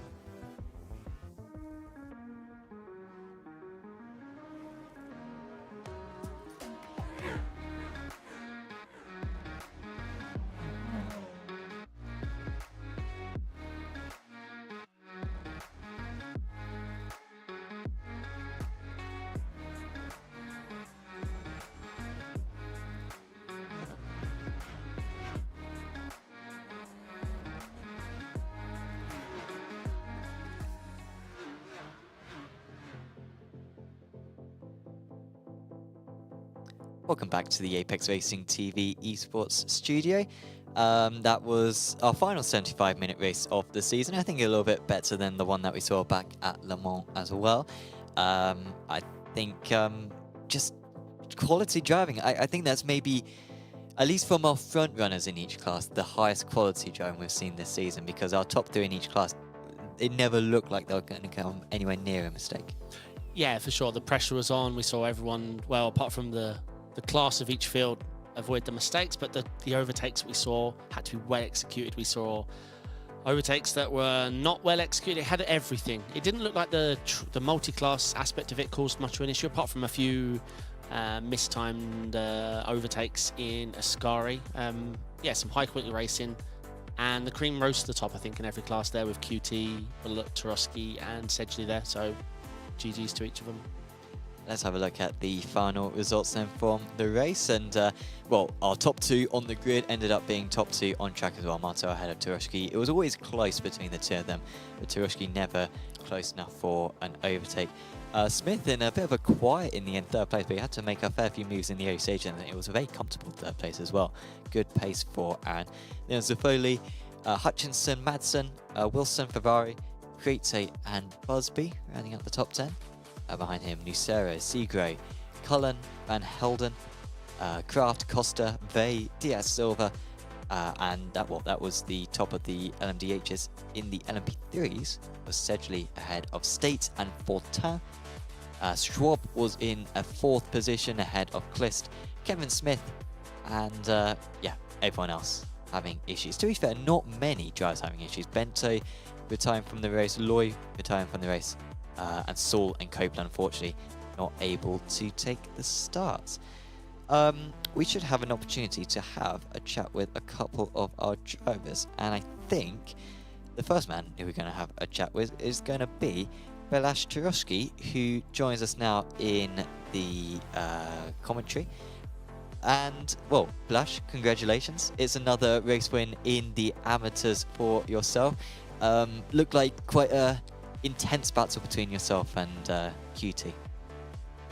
Yeah, it was quite like going back and forth, like tense here or there, but I mean he was unbeatable, I think, altogether. So yeah, I'm happy I kind of kept him, but yeah, I think it was a bit out of reach. Yeah, it always seems a little bit tricky to catch up. Talk us through the pit stop sequence. You went a fair bit longer than QT. Was that something you were always planning on doing?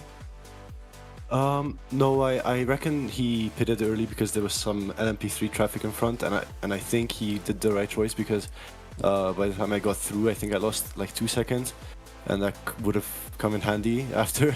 So I think pitting early because of that could have been a good strategy, but I think we just fueled like full fuel, change tires, and go. I think it was just more about the traffic management that he pitted early.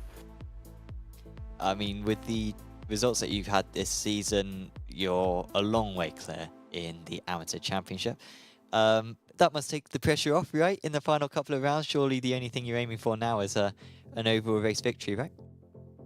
Well, yeah, that would be great, but again, when QT is this fast, it's gonna be a hard one. But yeah, I think I'm more proud of like my consistency. I think the biggest mistake I made was some off tracks in the Lesmos.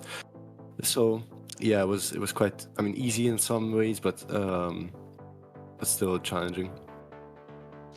Yes, it was a very well executed race from yourself in the end. It's certainly from where we were looking, could not see any mistakes at all.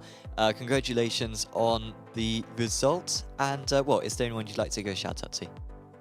Oh yeah, sure. My teammates for tomorrow, we have endurance, so I hope they're well rested, and hope we come in tomorrow. Good luck. Nice one. Right. Well, thanks for having a chat with us, and we'll see you back next week. Thank you. Yeah, Thank you. GGs, mate. Thanks.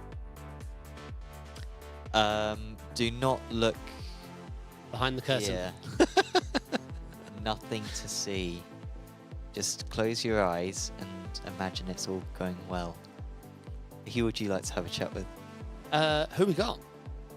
Just one, Aaron Smith. So it's not really much of a choice.